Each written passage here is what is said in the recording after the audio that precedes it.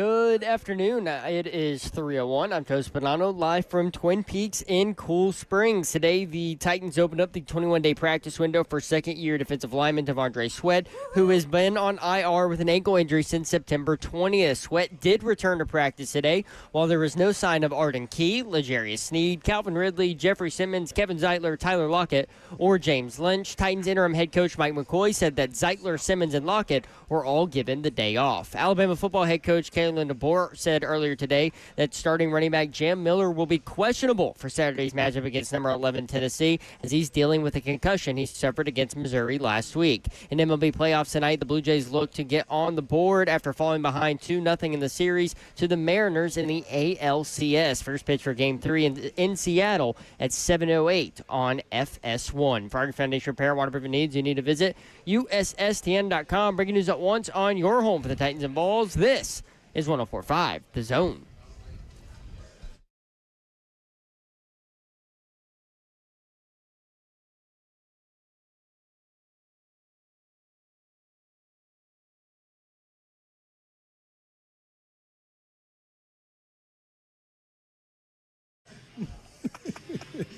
HL 104.5 The Zone Wednesday edition, which means what, Slay Dog? Hump day. Might as well do Hump Day at Twin Peaks. That's right. Perfect place. I see a T-shirt in that. Yeah. Hump Day at Twin Peaks. Man, come we on, just man. bumped on the Hump That Day at is- Twin Peaks. That's Yeah, a great that's idea. marketing. Right? Man. Y'all think that's good? You like it? Gotta be Yeah. listening. Hump Day at Twin Peaks? That's it. Everybody at the Okay, bar that's- agrees. Does Bob really want responsibility for what he just no, said? we're not. We're not going to acknowledge it. Oh, man. What's the song Bob. about lady humps or whatever? We can Yes. play that one. Bob, go back to your table, Bob. Go back to your So- top. Go to your table, It's Bob. a hell of a start for us. Yes, we are at Twin Happy Peaks in Cool Wednesday. Springs. Yes, happy Wednesday. We're at Twin Peaks in Cool Springs, where the beer is very cold, 27.8 degrees currently on the beer scoreboard. And yeah, Kirby, we would love those waters. Thank you. If you Cool us down. when you come in, turn to the right, and you'll see Bob's Table, where you can get the QR code for your chance to win tickets to see Riley Green or Rascal Flats or Titans Patriots. He also has Zone T-shirts, as well as Twin Peaks koozies and bottle openers. He may or may not be sitting at the table because Bop likes to bop around. So Bingo. if he's not at the table, just yell Just for holler him. his name. Speaking of may or may not be funny, we're going to do that at 4:45. It's an oldie but goodie. And I ran it past the crew yesterday, and one of the crew members had not seen it, so I was like, oh, we're definitely playing this. That now. was me. Even though it's like 20 years old. Hadn't I seen mean, it. It's Alabama-Tennessee week, and I know, like, Tennessee fan, Alabama fan, we've been a little distracted by some of the drama going on with regard to the Titans, but we're full on ready to go. And I know on Friday, Joey Kent's going to join us. Okay. They've got a commemorative print that they've got out acknowledging 30 years ago this week was play number one. Peyton Manning to Joey Kent, the touchdown house. Tennessee in Birmingham at Legion Field. I was there. I felt like Joey Kent was running right to me. I just had my arms open. You should have. I said, JK, come on. Come Let's on. go. Come on, brother. Come on home. Chris Lowe will join us on Friday to break down some of the games coming up. There are a lot of people out there speculating that Billy Napier's getting fired on Sunday. That's fascinating. Regardless of what happens on Saturday. Oh. Okay, what if they win by like 20, 30? Wait. You still going to fire him? You still have an open date. Way the boosters talking. All the So- rumors. Still going to fire him? That has to have been what happened, up. right? Scott Strickland met with the boosters yesterday, and then all this comes out. You know what? Something had to have been said, right? Yeah, I think so. Yeah, the boosters are like, we don't give a crap. We're going to stop We're giving done money with until them. you get rid of the under 500 coach. And the wildest part about it is This ain't Florida it's football. who's sending the message. Like, you're barely hanging on by a thread. I thought they didn't like him. Strickland. Yeah, last year was talking You know him what I'm going saying? too. Then he got an extension. I'm like, I understood Napier's extension, but I did not understand Strickland's.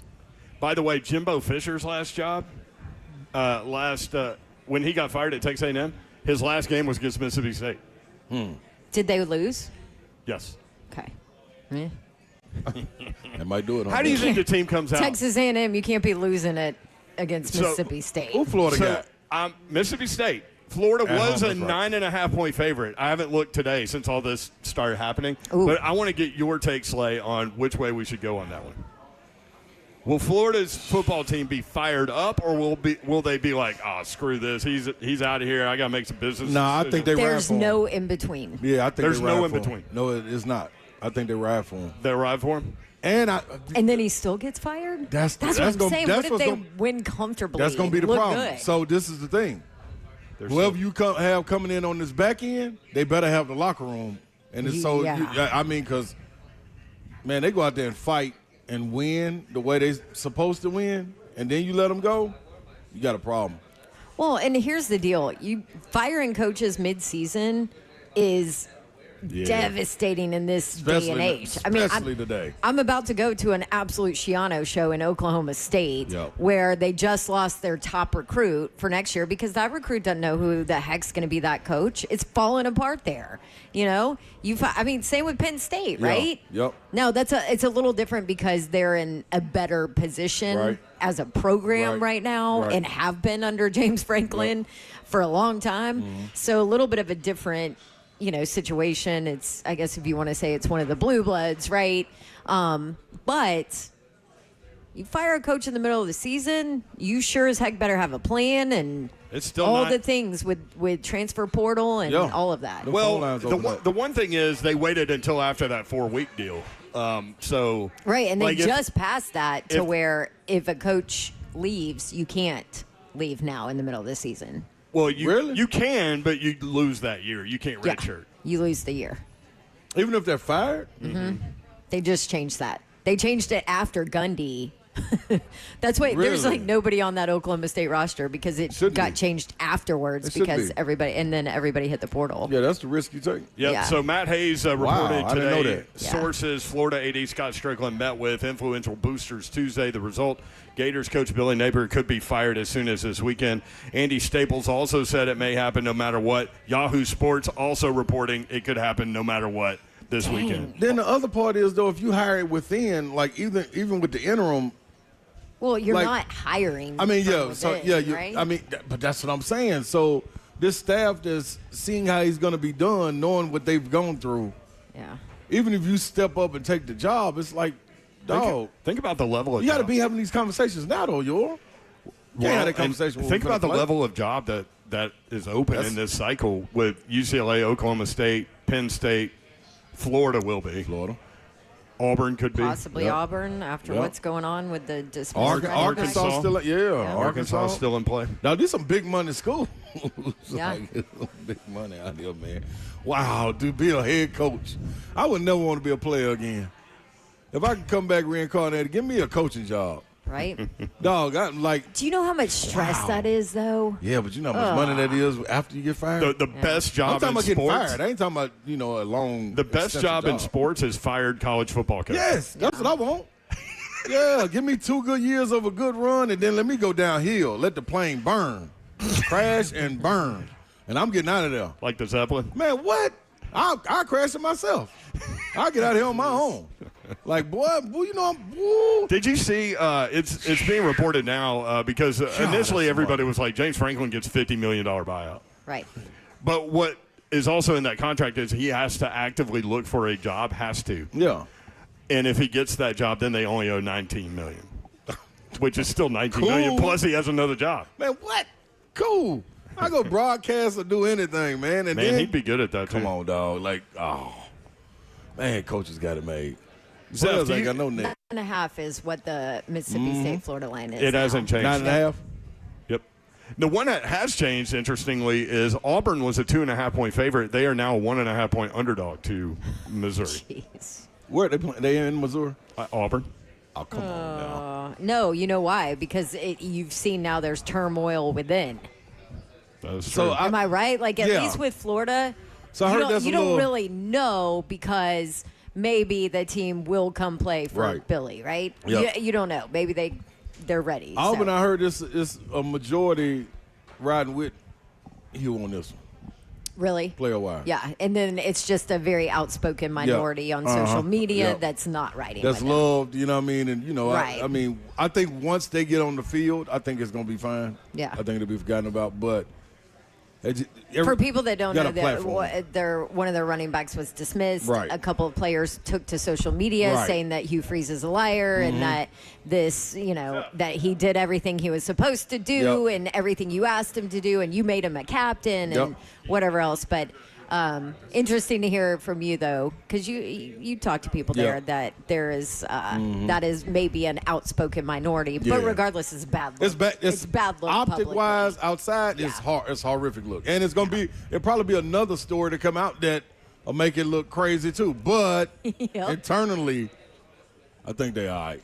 What is it with Auburn? I mean, the whole Harsin and cheating on his wife. I'm like, going on down there. God. There's a lot going on in the plane. Like, can our boosters and fan base and team and everything stop being so dramatic? Well, y'all got an ambassador now, Babs. Bruce Pearl. So everything ought to Ambassador Pearl? Yeah.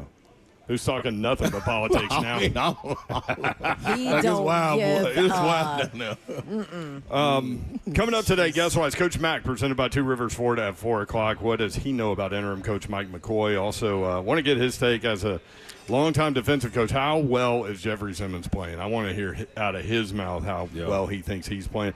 Todd Ferman at 4:20. We've got all the point spread activity for you there. The 3HL betting window, sports betting window will be open at 4:20. 4:45 may or may not be funny. It's an oldie but goodie, but certainly it's an Alabama fan telling a news reporter why he hates Tennessee so bad. And it's old school. And even if you know what I'm talking about right now, 100% of y'all that have seen it or heard it will want to hear it again. I've never heard it. It's phenomenal. We've got some audio. Lane Kiffin asked which animated coach burns more calories on the sideline, him or UGA coach Kirby Smart. Funny answer there. Raiders defensive end Max Crosby had a huge game against the Titans on Sunday. 3 tackles, 2 sacks, 2 tackles for a loss, 3 quarterback hits. He said some things about Cam Ward on the Rush podcast, so we've got that for you. Also, Bama wide receiver Jeremy Bernard talking about, and if you read these comments, they come across harder than if you hear them, so we will play them. But he did say it's a field of dreams going against the Tennessee pass defense because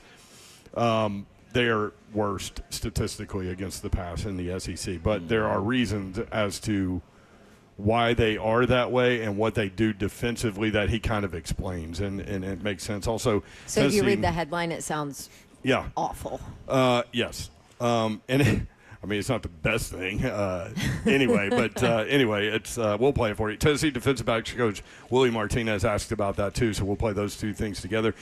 Patriots coach Mike Vrabel had some things to say about Cam Ward. Jim Wyatt's got the Britches report.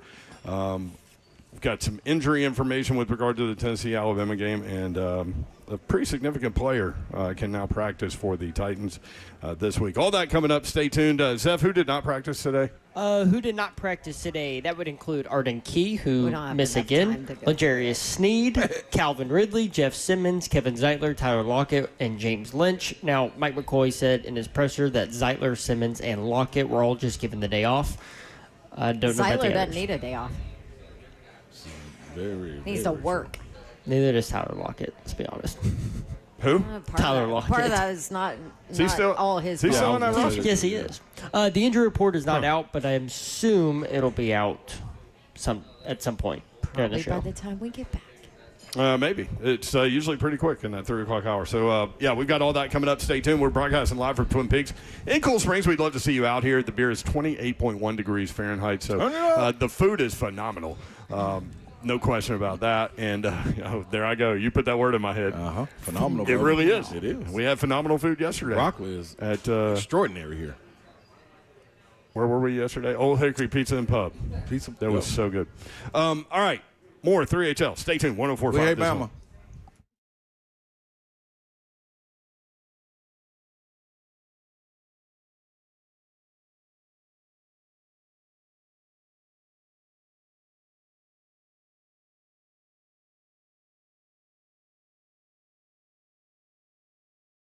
What's happening, good people? Synergix and Low T, they have combined to be the original MVPs of testosterone replacement therapy. All you got to do is go and get your appointment today. Go to trtmvp.com and get you a free T-test.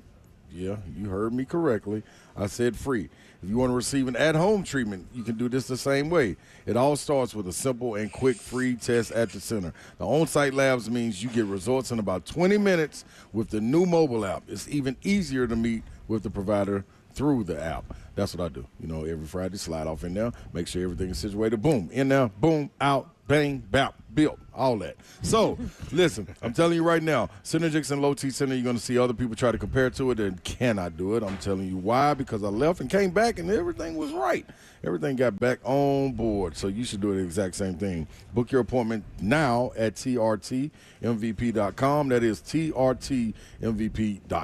3HL powered by Spring Hill Heating and Cooling. SpringHillAC.com. Broadcasting live from Twin Peaks. Will be here until 6 o'clock. Combines this.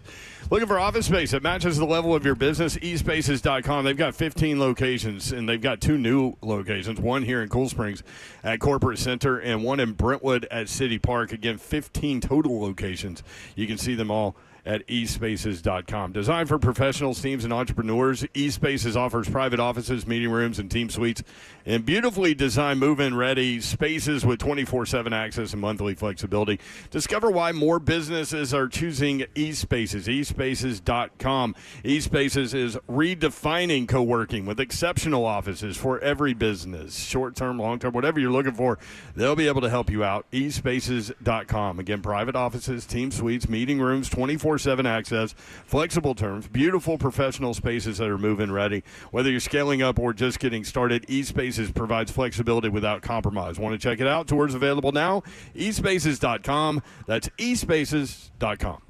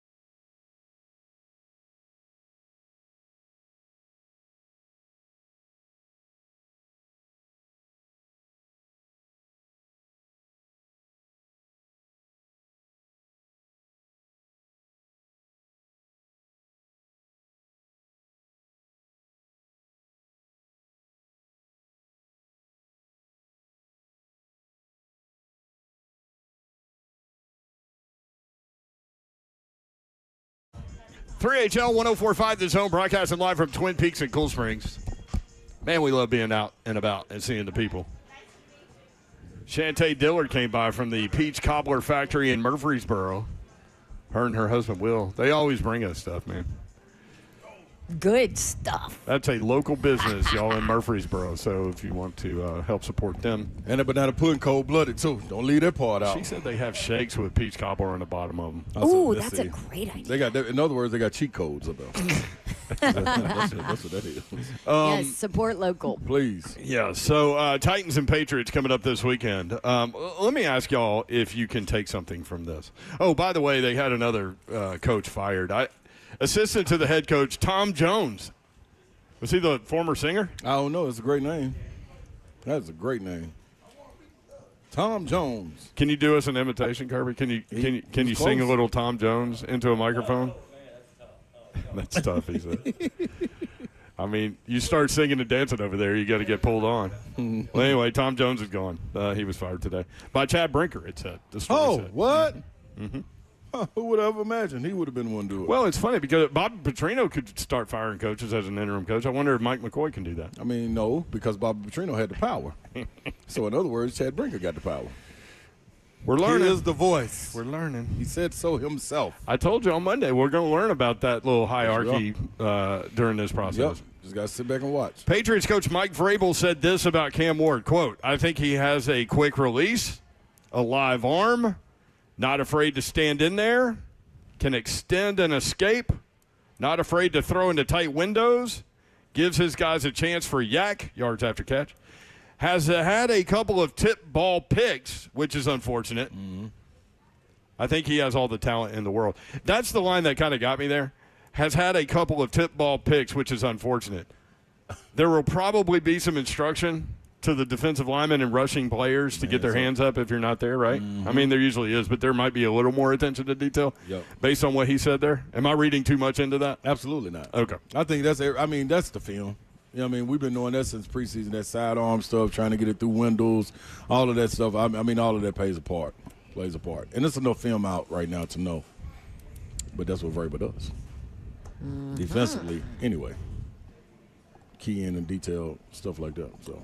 He said it's an interesting storyline, him coming back. Yeah, it is. And I think even more so with the timing of it. Yeah. With the way everything is in disarray. Like, we knew this was on the schedule. They knew this was on the schedule. It wasn't as big of a story until you put out there the product of not getting better. Then it became, you know what I mean, it became a problem. Because one thing that he always did was you were going to be competitive when he was here, so it's vice versa of that. The other part is you started to see development. Not necessarily win. Not necessarily win. Like, it was plenty, but it was the games like where did we go? To Denver. When you're in the game and if you got competitive fight, at some point we all tagged it as, man, this is a Titans game. These are the Titans games that they win. You know what I'm saying? But you don't have those anymore. The Titans games that you win. So, I mean, the ones that the Titans used to be counted out and the underdogs. Those were the ones you thought, oh, well, they're going to go out there and play on this game. That's not quite happening. So, Vrabel coming back and the development of guys. Yeah. I mean, they're sitting in first place in the AFC East. They are for the time being. New England won all of 4 games last year. Mm-hmm. He's got 4 wins in 6 games this year. We know Vrabel well enough, having covered him and been around him, to know what you all know is that he's going to want to come and light a fire on that field. He wants this one. He won't say it. Yeah. He won't say it. But he doesn't have to. He doesn't have to. Because his team knows it. It's everything we just mentioned. Yeah. It's everything we just mentioned. The first thing that you mentioned when it comes to Vrabel is competitor. Competition. I mean, competitor in everything. Like, this is – the man still gets out there. I'm going to get on the elevator before you. Yeah, like, he gets out there with the pad. Meathead. And then bingo. Dan Campbell. Yeah, but Dan Campbell's way more likable. Yeah, no question. No question. But the same, you know what I mean, same traits and everything. So, you know what, man, listen. People that are that competitive, those are the things that light the fire in people to make them keep going. You know what I mean? Like, I'm telling you, every single year he plays the Titans, regardless if he's the head coach or the defensive coordinator, he's coming for blood. Yeah. No ifs, ands, or buts. What did Buck say on Boston radio? He said he's a jerk. That's what Buck said? Yeah. I mean, a lot of competitive people are. I don't think Vrabel would fight him on that. No. I don't think so either. He knows who he is. Like, you got to imagine, like, man, you're not a leader if you're liked by everyone either. Mm-hmm. I mean, name a leader that is loved by everyone. Not the fans. I'm talking about the people in their locker room or their peers or their teammates. Like, majority, yeah, we know what he's trying to get out of us. He's pushing us and everything, but, dude, we ain't trying to mess with him today. That's what, you know what I mean? Like, come on, y'all, be on your stuff, man. Yeah. Jerry Coach Green. come in. Jerry was a different competitor. And y'all were a different group. Yeah, at that age. It was, yeah, Philip Fulmer. former. That's not a bad one. You know what I'm saying? You don't really want to play around with him. You don't There's want a to lot play of around with him, people but that you, like- but you like Like him. that whole They staff. didn't like, yeah. You know what I'm Yeah. saying? Like, that's just part of Spurrier, the same way. Oh, yeah. Like, you know what I mean? Yeah, It's, don't mess with that guy. Say Yeah. and all, yeah. Jim Wyatt's Britches reports Titans are going to wear this weekend against the Patriots at home light blue jerseys, white breeches again, light blue socks. That seems to be kind of the home uniform. is that a winning combo? Well, they're 10-37 in the last. It's hard to 37. say then. In other words. what you telling me? It's kind of hard to say. Okay, got you. One guy goes 6-18, he gets fired. The next guy goes 4-19, he gets fired. This is where we are. Well- Winning combination. I don't know. Maybe change the color scheme to yellow and brown. Nope, there's already one of those. We're good. Yes, it is. How about pea green? Yeah, yeah. It's rough, but it's okay. It's hump day. It is hump day. It's time to get over the hump. More Titans news. Titans nose tackle T'Vondre Sweat has been designated to return to practice. He's been on the IR the last 4 weeks. He's still technically on the IR until they pull him off, but they have 3 weeks to designate him ready to go in a game, and we'll see if it's this week. I don't know. He has he will not count against the 53-man roster until they do that, but he will be able to practice So when Tajay Spears got activated, he came back that week, didn't he? that week. It's also Tajay Spears versus no question. T'Vondre Sweat. No. And he gave them 19 snaps, I think. It was Yeah. about, 200-pound difference there? And I don't, what do we even know what his injury was? What Sweat's injury was? What ankle? But that was after the tonsil Tonsillitis. thing where Yeah. you're trying to keep This was weight lingering. on or What keep else did weight he have? off. The ab thing? Did he have that? Yeah. Yeah, this was lingering since the preseason. Yep. Yeah. Okay, I think there's been numerous things Right. lingering. right. Yeah. What's that little? He's like that little board that we used to play. You know, where you The doctor board. Yeah, where you can't you try to take Forgot out the the name of organ, that, and yeah. if you hit the side, it I buzzes. forgot the and- name of that, man. Doctor Remember that? something. Yeah, it's Yep. at my house. It's in my game room It's right at now. my house. Baby Babs loves it. Really? Operation. Operation. There you Operation. go. Good Yeah. job, Yep. Babs. Just lay down sweat on that thing. Yep. No, we're cheering for you, buddy. Get back. No, definitely back. They need you. I promise you. I'll tell you who's Big cheering Jeff for needs him. you. Big Jeff. Bingo. Big Jeff is like, my man, you got to get it together. I'm begging you. Let's go. Speaking of Big Jeff, something called the Bears Network says that some are speculating that the Bears have spoken to the Titans about acquiring a defensive player via trade. They say that player is believed to be defensive tackle Jeffrey Simmons. Now, Yeah, there's no other player on this roster that you would That's want. your requirement. yeah, who did Jeremy Fowler say yesterday on Ramon and Will? He Arden said Key. Arden Key, Roger McCrary, Chig Okonkwo. Now, Arden Key's not playing. Like, he didn't practice again today. Arden Key is a live body. Could that be the guy that they're targeting if it's a defensive player? I mean, Jeremy Fowler said yesterday on Ramon and Will that he was told the Titans do not want to trade Big Jeff and that he would be very surprised if they moved on from Simmons. If you want to hear that interview, get it, Ramon and Will, get their podcast with Jeremy Fowler where you get your podcast. Would you be for a fire sale while all this is going on? No. no, especially not if we ain't fire selling somebody in management. I think I'm gonna stand on that one. If the Bears get Jeffrey Simmons and Chad Brinker, Let's roll. I hate Big Jeff, man. If I can get you through the back door somehow, I'm gonna sneak you back in. But if we got a couple with you with him to get you on out of there, you have to make that move, man, for the better of the foundation and the program and the Big Jeff. franchise. And Big Jeff. The better of the foundation. I'm telling you, the foundation is shaky. It is rough. Do they need United Structural Systems? They need Something. And a little bit repair. more. And a little bit more. And a little bit more, y'all.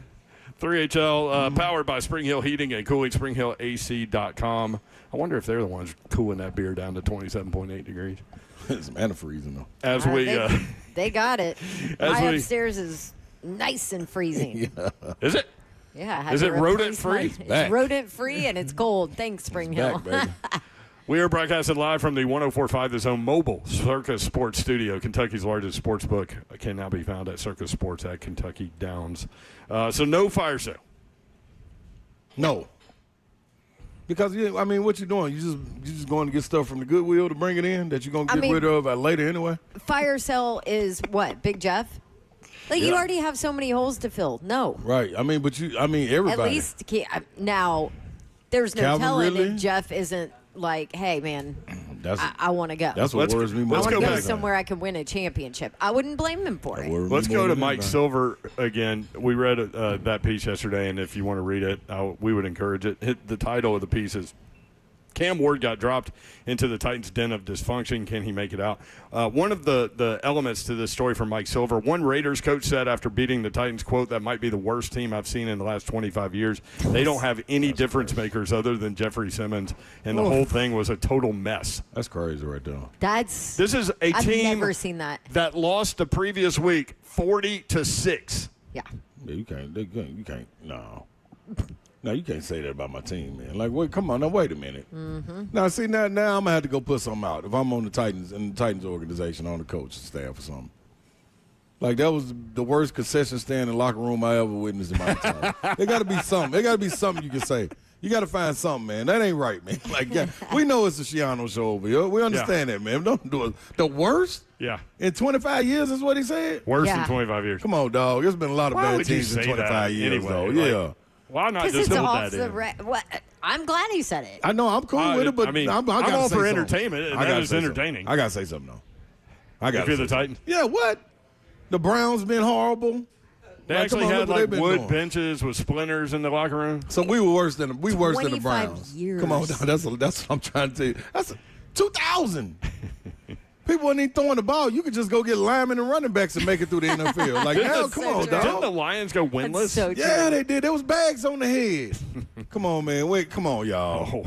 Oh, we Wait- got wait till official Sunday. injury report. If they go, I mean, I'm gonna know we done. luckily there will be a bunch of Patriots fans. I'm gonna know we there. done in.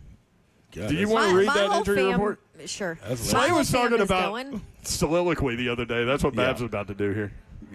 Yes, he This is. is a long injury report. This is like an assignment in public speaking class, you know, where you got to get up and talk for like 5 minutes. Oh, I'll give you the Titans did not practice or limited Dude, or I feel whatever. like my eyes are blurry looking at it. All right, you want the do not practices? Yeah. L'Jarius Sneed, quad. Dude. Calvin Ridley, hamstring. Jeffrey Simmons, rest. Kevin Zeitler, rest. Ridley did pull on his little hamstring there during that game, remember? And he went to the bench. Sure did. Oh. They said it was. Hamstrings never Will good said he was for a fighting to get receiver. back, but he just couldn't go with that hamstring. How hard was he fighting to get back? Tyler Lockett, rest. Arden Key, quad. Those are your did not practices. You're limited today. Kevin Winster Jr. with a hamstring. Tavondre Sweat returned to practice. He's within his 21-day practice window. Ankle, he was limited. Joey Sly, right calf, limited. Man. Bryce Oliver, knee. I forgot James Lynch did not practice with his shoulder, by the way. Van Jefferson. Lynch mob. Yeah, Van Jefferson, ankle, wide receiver, limited. Sorry, it went dark on me because it was taking so long. Screensaver hit. Marcus Harris, calf, limited. And offensive line, blank hands, shoulder, limited. There you go. Thank you, Zeph. Where's the Patriots? What do they got? Like one guy? No, you know Vrabel got to have. Remember the a lot of Raiders people. had one guy on it? Yeah, that was Oh, yeah. Yeah, he Harold gonna- Landry he got gonna play, messed though. up. It did it? Yeah. Oh. It did not look good. Wow, that's not good. It's what I read. Okay. I didn't see it. LCL sprain. This is Zev said I think it. You can't I think it and talk about an injury. That's what That's a lower body. Now he puts it on Zach. Yeah. It's a lower body injury. That's what he's done. Oh, man. 615-737-1045. Coming up at 4 o'clock, Coach Mack presented by Two Rivers Ford. Todd Ferman at 4:20. May or may not be funny at 4:45. Wide open in the 5 o'clock hour. Twin Peaks and Cool Springs. By the way, Slay, they got a Halloween costume party coming up. I know. I see that, man. I may be able to pop up. I don't know What are the details? I can't read it from here. Well, from here, I can tell you that clearly not a lot of clothes are required. It's just some horns on the head. But if you gather your boo crew for scary good Just specials saying. and scenic views. You're not wrong. Scenic views. Yep, from here, October 20. Oh, this is October 28th through the 31st. Halloween party every day. 3 days. 4 days. Yeah, 4-day Halloween party. 28, 29, 30, 31. There Hey, you can go. I say one more thing? Yeah. You want to? Depends. Listen, y'all. Have you ever been in, like we always talk about being in trouble, being in ISS or detention or something like that? Had to get over Like, it. how does the guy in ISS with you say you bad? You in here with me.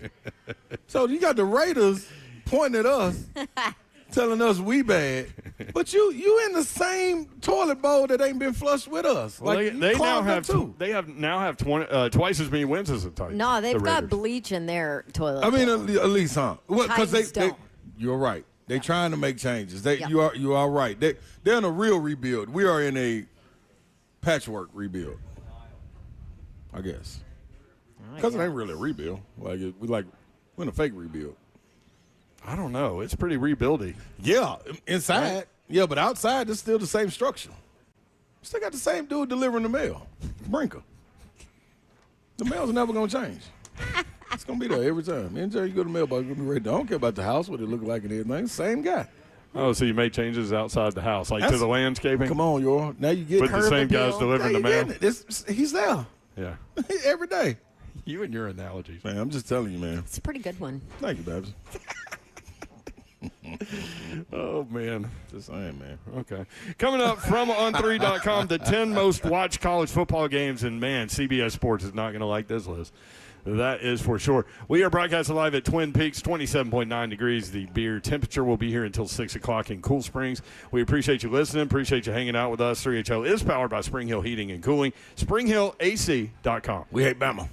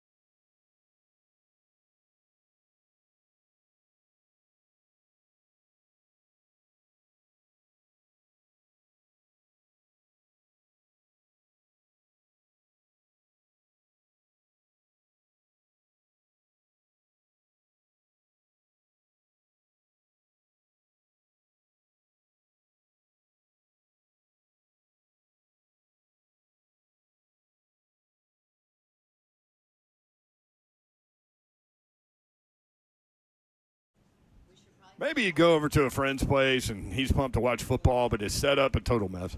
Lagging, buffering, and switching between apps trying to find the game. He claimed that he was a big fan, but you feel like you've been fan-fished. See, if you call yourself a football fan, you got to have Xfinity.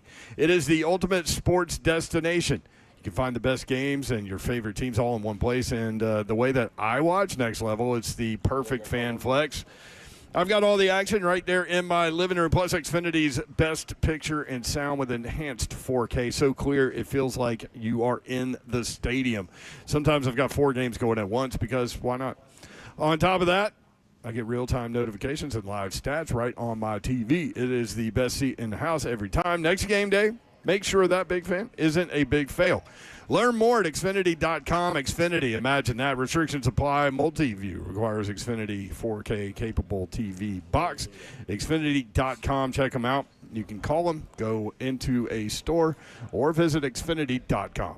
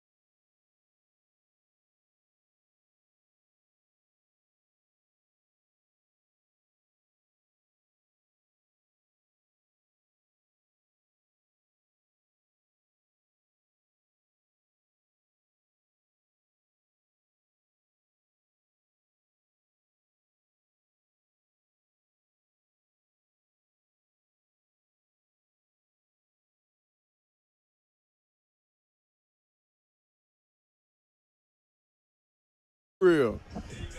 3HL powered by Spring Hill Heating and Cooling, SpringHillAC.com. Broadcasted live from Twin Peaks in Cool Springs. We'd love to see you. We'll be here until 6 o'clock.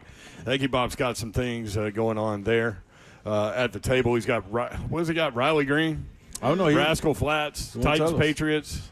Yeah, he told me. I just don't have is it he playing video games over there? I don't have it in front of me. Yeah, he put the table right next to Golden Tee. That was smart. So, actually, that may be Kirby playing Golden Tee. That's nope. Oh, there he is. There There he is. Kirby. Somebody just came up to us here at Twin Peaks and said, "Don't let him fool you now. Ron Slay was the man at Pearl Cone." I'm like, "Oh, we know this. Yeah, who's fooling us with that? We know this." Shouting. Were you the man at Pearl Cone? We didn't listen. We had good management. Y'all had a lot of men at Pearl Cone. Yes, we did. Especially during your time. Oh, we was Good cold-blooded. Lord. Cold-blooded. Loaded. Down. Go through the list.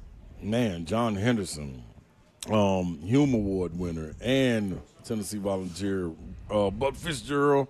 And Jaguar And great. Bad A and great John NFL player, Henderson. all the things. Yep, that's right. My guy, Santonio Beard, rest in peace. Beard. Yeah, it was beyond loaded. It was beyond crazy. loaded, I'm telling you. I don't think that ever be assembled again. So I need to read this about Twin Peaks. I have all these things that I can read about them, and I'm gonna choose this one for you, Slay. Consider yourself a bourbon connoisseur. At Twin Peaks, we're proud to offer an exclusive and extensive collection of some incredibly rare bourbons, whiskeys, and tequilas. Buck, if you're listening, get on out here. Plus, check out our barrel selects. Barrel selects that are handpicked by our team and bottled just for you. Supplies limited. Check with your favorite location to see what they are pouring. We are currently in Cool Springs, so come do it. Let us know what you find. Cheers. There you go. That's right up y'all's alley. What are you saying before every break? I hate Bama. Yeah. I hate Bama. Did you decide that today? Yep. Because I was in physical therapy today, and they started playing out of nowhere, Sweet Home Alabama. Well, this is why I was doing my lunges. And I said, if y'all don't turn it off, I'm going to be a nuisance in here and a distraction for y'all. And they kept playing it. So I said, okay. Did they play it over and over? No, they just turned it up louder. So I said, all right, this is how y'all want to do me. I do love how they mess with you. Like they mess with me. There's other constantly. SEC people in there. There's clearly. a whole lot. We know there's a Florida Gator. It's all SEC. When the lady's stretching you out as a Florida Gator, Yeah. woo, that's going to be some It's Florida, intensive. Georgia, Auburn, Yeah. Mississippi State, Ole Miss. Oh, my gosh. It's We have the it's a whole plethora. SEC So represented. So after I complained, they played Rocky Top, and then they had to play everybody's song. Oh, yeah. Associated with their school, dog. It was still, when I left out, that started about 9:05. When I left out at about 9:45, they was still playing songs. Oh, that's awesome. Have y'all ever been to the piano bar where the piano bar love guy's it. like, man, we're not making enough money right now. Let me play somebody's fight song. Oh, yeah. And then another fan base guy will come up and pay them like $50 to stop playing that song and play the next song. Yeah. And then somebody else will do it, and then somebody else will do it. It's pretty brilliant. That's a ripe old time. I feel like I need to describe the piano bar that way. A ripe old time. A ripe old time. So you found something that might be funny. Is that right now or later? Well, while we're talking about Alabama, Tennessee, I do want to go back to one of the storylines that's out there. Alabama running back Jam Miller listed as questionable versus Tennessee. Yep. After suffering a concussion against Missouri. You saw that happen in that game, Slay, and you were wondering about him. Listen, man. Kalen DeBoer, listen. We're talking about concussions. This is a very serious thing. Yeah. You don't want to jeopardize my man's long-term career. Right. You know, and his mental well-being and his mental health. So let's wait a week on bringing Jam Miller back. That's the smart and the humane thing to do. Yeah. Right? Yeah. That's not a homer take at all. That was every That's a plea. That's a humanitarian plea Yeah. to Kalen DeBoer because their offense may be much different with him in the game. He's averaging, Jam Miller is averaging 111 yards per game in his last two. Oof. He had a big one against Vandy. And he was rolling against Missouri. Yes, he was. Yeah. Like, he's a load. Like, he gives them. Jam. It's a great name. Oh, And you I have thought to you be- said jam. He I think he gives them jam. jam. Oh, yeah. I think I might be wrong about this, but I think he's one of those New Mexico State transfers that went all over the place. Is he? I think he is. It might be. I just don't know know. I'll have to look. he gives some stability to what Ty Simpson brings, though. That's right. And You know what I'm as saying? a defense, you have to worry about the run game first. Imagine if you could put him where Nussmeier is. It'll give them, he brings that kind of stability to him. Like, I don't expect him to break down for 60 or anything, but, boy, you better know where he is. Babs, They're aren't gonna you gas worried you. about this guy's mental health, that maybe he needs another week with that No, potential concussion? play. Let's go. And then maybe by the time they face Auburn, his mental health will absolutely be You need to check that. a break. Yeah. Need a break. Right? Yeah, I get it. I understand. Coach Mack coming up in about 10 minutes. Todd Ferman at 4:20. We'll talk about all the point spreads with regard to Todd Ferman. I saw this today, and I thought this was interesting. Did you know that "Damn It, I'm Mad" spelled backwards is "Damn It, I'm Mad"? What do they call those? And Acronym? no, not What? acronym. Hold on. Idio Where my pen at? Idiosyncrasy? something. Oh, Not secrecy. acronym. I'm just going to give you all the wrong things. Do you know what acronym is? It ain't that. It's a weird word. Come on. Damn it, I'm mad. What are you trying it? Yeah. Yeah. "Damn It, I'm Mad" spelled backwards is "Damn It, I'm Mad." Palindrome. Yeah. Thank You you. do it every day with zero res. I do. Spelled the same forwards or backwards. So that's what made me think of it. That's wrong, yo. No, it didn't. How do you spell damn it? DAMMIT. That's the slang way. No, DAMNIT. No, damn it. DAMMIT. That's demit. Hey, I can spell my curse words however I want to spell my curse words like. Demit, you're mad. Demit, we need to go to break here in a minute. We're broadcasting live at Cool Springs at Twin Peaks. What's the name of it? Is who pursuit? Palindrome. Palindrome. Trivial Pursuit. Let me spell that one. Palindrome. Nah. Shouldn't they have the name of it also be Babson gave spelled? up on me. I bet I get this right. Palindrome. Watch this. Shouldn't they call what it is the same? Like, shouldn't it be spelled the same frontward and backward? The Yes. name for that? Absolutely. Yes. So as Kirby said, race car. You could just call that race car. Zeph, do you have palindrome pulled up? I do. You do? Okay. Hit it. PALENDR. Why are you doing a spelling test? I told you. You would. I said nope. What? Say it. Say You it. didn't Pronounce it. Pronounce it. You didn't even get to Palindrome. 4 Who? letters. P-A-L. No. Say it. Pronounce it. Palindrome. Palindrome. A word, phrase, number, or other sequence of symbols that reads the same 4 words as backwards. Use it in the sentence for me. She just did.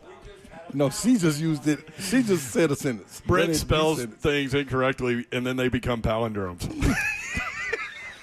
Was I wrong? I was wrong. I said palindrome. It's palindrome. I-N. Correct. Bingo. See? P-A-L-I-N. Lindrames. No. D-R-O-M-E-S. What? Drums. Muzz. Before we get out of here, I thought it was what Zeph flies. let's do some news. Drums. Let's do some news. Palin disaster. All right, New England Patriots. Their injury report is now out. You ready? Did not practice. Fuchs, yes. How bummed do you think Harold Landry is right now? Oh man. You're right? He Yeah. won some. Yep. Zeph showed us linebacker. the injury. Ugh. Yeah, it's an ankle, and it's hard to see what happened inside that pile. On He top got of rolled it, up too. on, though. Yep. Did not practice today. Harold Landry ankle. Anthony Jennings linebacker ankle. Oh man. Jalen Hawkins Anthony. safety hamstring. Limited today. Christian Barmore rest or other. No, not injury related. Stephon Diggs, wide receiver, chest limited. Morgan Moses, offensive tackle, hip limited. And Charles Woods, knee limited. He's a corner. Okay. So you say, damn it, I'm mad. Yes, I see it. Go. Okay. 4 o'clock hour coming up. We'll talk with Coach Mack about the Titans when we come back. Not palindromes. Don't worry. No, and we have some Drums, really muzz. entertaining audio coming up throughout the course of the show. As we broadcast live from Twin Peaks, maybe we need one of those 27.8 degree beers. 3HL is powered by our good friends at Spring Hill Heating and Cooling, springhillac.com. Way Bama.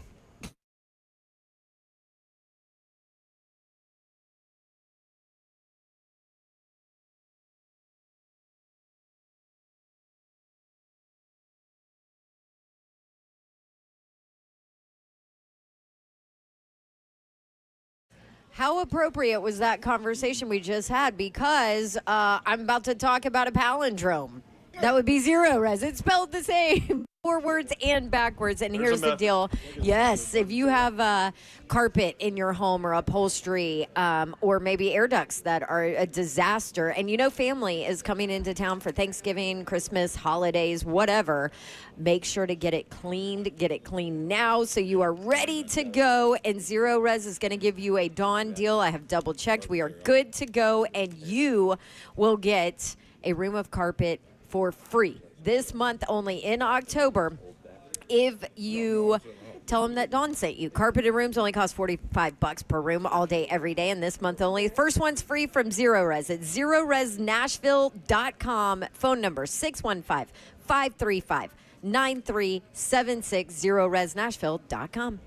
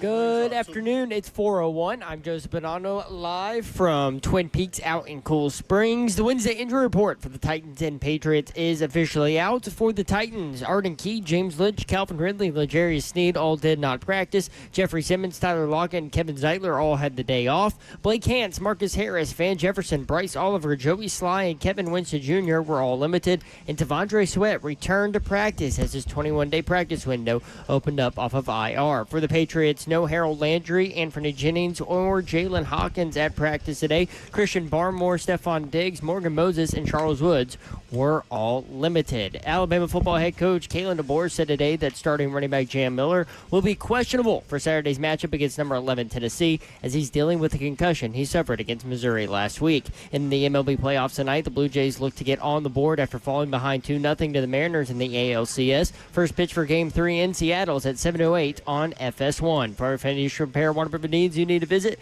USSTN.com. Bring news at once on your home for the Titans and Vols. This is 104.5 The Zone.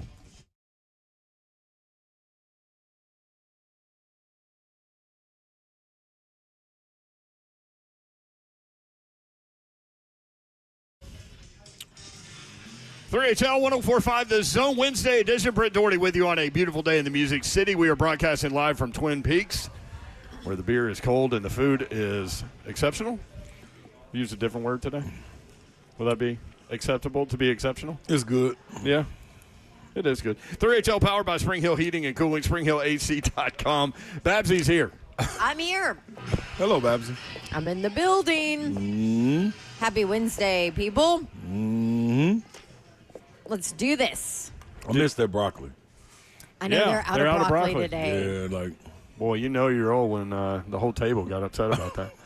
I know. I was like, what's wrong with us? We're upset about broccoli. Yeah, we're trying to do right, man. Like, I mean, baby Babs would just roll on the floor. Like 8-year-old us would be Disgust. very disappointed in us right now. Yeah. Thank God you don't have broccoli. Ugh, what are we doing? It is National Dessert Month as well. All month long, celebrate National Dessert Month with sweet endings like our Cinnamon Toast Crunch cheesecake topped with rum chata sauce, or the Twin Peaks sundae with vanilla ice cream and a warm Ghirardelli brownie. I never know how to pronounce that word. I've been That's there. right. It's in San Francisco. Ghirardelli. Ghirardelli. We walk into Ghirardelli in San Francisco, and Jim Wyatt was in there with the biggest sundae ever known to man, sitting by himself with his visor. Living his best life. That's it. You can pair it with a Screwball peanut butter whiskey for the ultimate game day finish. That sounds great. It does. Slay Dog is here. I'm in the building.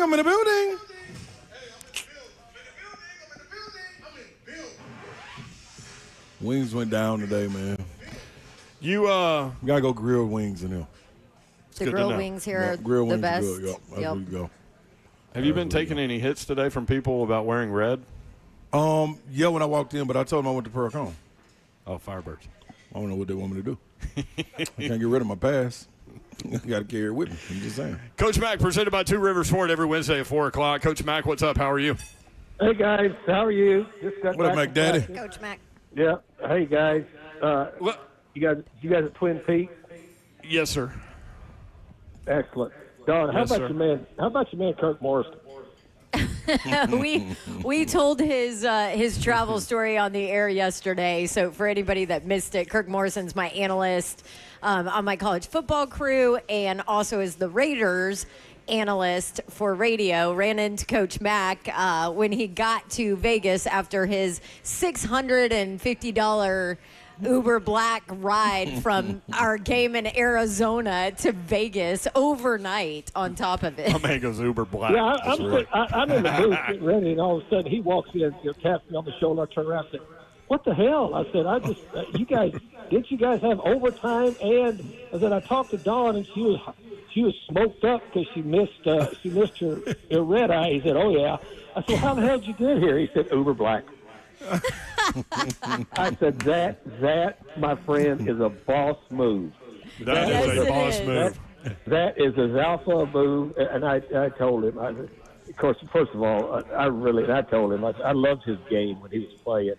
I mean, that dude was a thumper. I mean, he would come hit you, and you knew you were hit.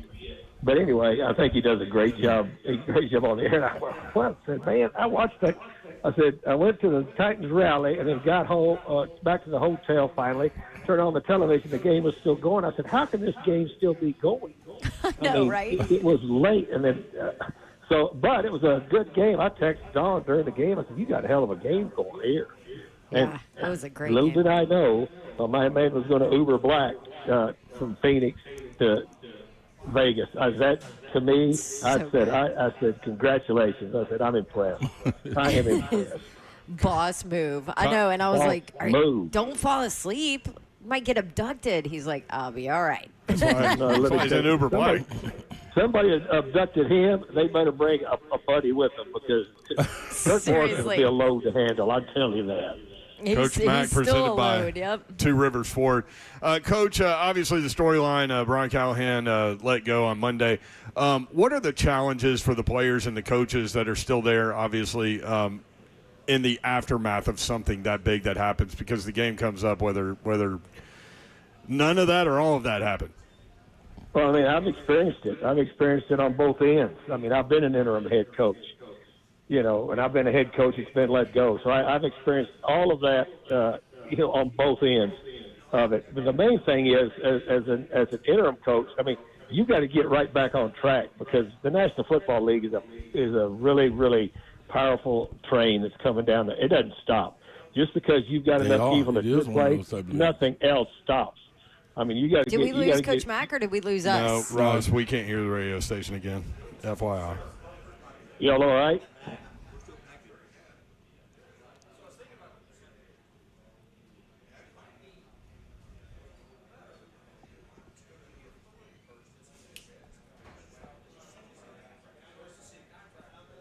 Let's take a break and then get everything worked out. This is 3HL.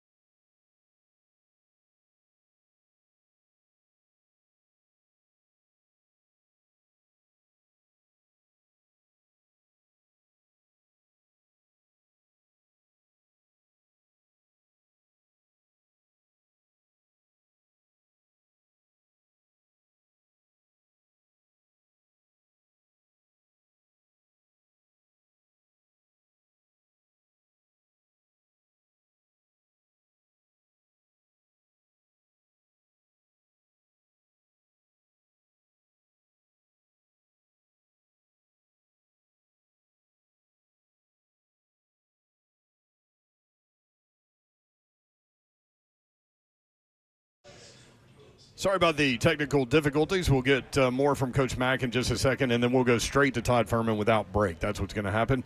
After I tell you about Gupton, Dodge Chrysler Jeep Ram, that is the place where you need to get that next new vehicle. Whether you've been looking for a car, truck, SUV, or Jeep, make sure you include Gupton in that process. If you haven't begun the process, start with Gupton because you will end with Gupton. They are great people. Daniel Gupton and his crew ready to help you out. Gupton, Dodge, Chrysler, Jeep, Ram, 3450 Tom Austin Highway in beautiful Springfield, Tennessee, about 30 minutes from downtown Nashville. Let them know what you're looking for. They'll point you in the right direction. You'll take your test drive.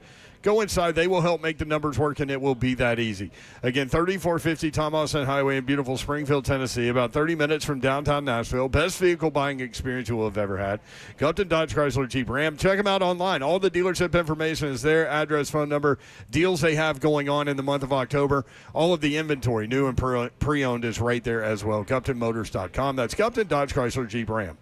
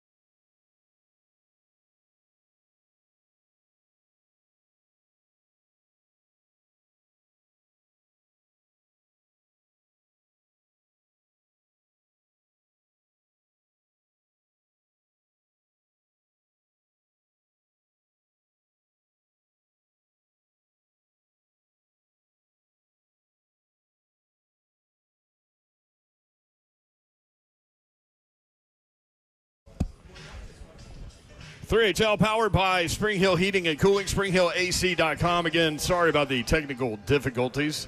Hopefully we've got those things straightened out. We're broadcasting live at Twin Peaks. Kirby said he fixed it. And Cool Springs, yes, he did. So what we're going to do is we're going to continue our conversation I don't know with if Coach. I trust him, but we're going to continue our conversation with Coach Mack, and then we'll go straight into Todd Ferman without a break. So that's what's going to happen in this segment. Coach Mack, sorry we lost you there. We were talking about the challenges involved in a midseason coaching change, and you've been a part of that on a number of different levels.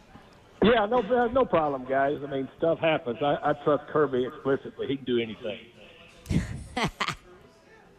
That's true. I heard Dawn said she trusts him, too, a lot. Yeah. Okay, look, I've been an interim head coach. I've been involved in these situations. The biggest thing you've got to do as an interim is you've got to gather everybody together because, as I was saying before, we had technical difficulties. The National Football League doesn't stop just because you're having problems. I mean, it's still on the track. It's rolling fast. You got a game to get ready for. So that's what you have to do. It helps that first two things help. He's been a head coach before, which is a massive plus for him. And plus, he's been there, so he knows the problems. He knows what hasn't been working. He knows the vibe in the building. He knows the players, all of those things. But you've got to just get everybody. You've got to get everybody back on track because, you know, when a head coach is released, I mean, it's an initial shock for everybody to begin with. But as I say, for those that are still have a game to play, you got to get prepared because the game is going to be here regardless of how you're feeling. What do you know about Coach Mike McCoy? We were all very impressed with how he handled that press conference in terms of transitioning from a human element about a guy getting fired to what he expects from everyone. The big thing, Brent, is that he's been a head coach before. You know, I know him when he was with the Chargers. I've known him throughout his career because I've been doing it a long time, and I was pretty happy when they hired him here because I think he did a nice job as a head coach. He's always been highly thought of, especially as an offensive coach. But to me, just the way that he's handled this transition so far doesn't surprise me because, as I said, the biggest thing is, you know, when I took over as an interim, you know, I'd never been a head coach before. So, I mean, there's so many things that go on when you become a head coach in this league. I mean, it's a significant job, and you may think you know, but you don't know. He's got 4 years of experience of doing it, so that's a huge plus for him. Coach Mack, how many points do you think Mike Vrabel wants to score against this team on Sunday? Oh, he just wants to win the game. I know that. I mean, you know he wants to win the game. I really don't get worried and get caught up in all of that. All of that stuff is, you know, all I do is watch tape, and I know he's got a very good football team. I've got other people that figure out all these alphabet numbers for me. But when I'm just watching tape, he's got a really solid football team, starting with his quarterback that is really, really playing well. I mean, he is very, very efficient, and the run after catch when the ball's in the air is pretty impressive. And the two running backs that he's got are very impressive.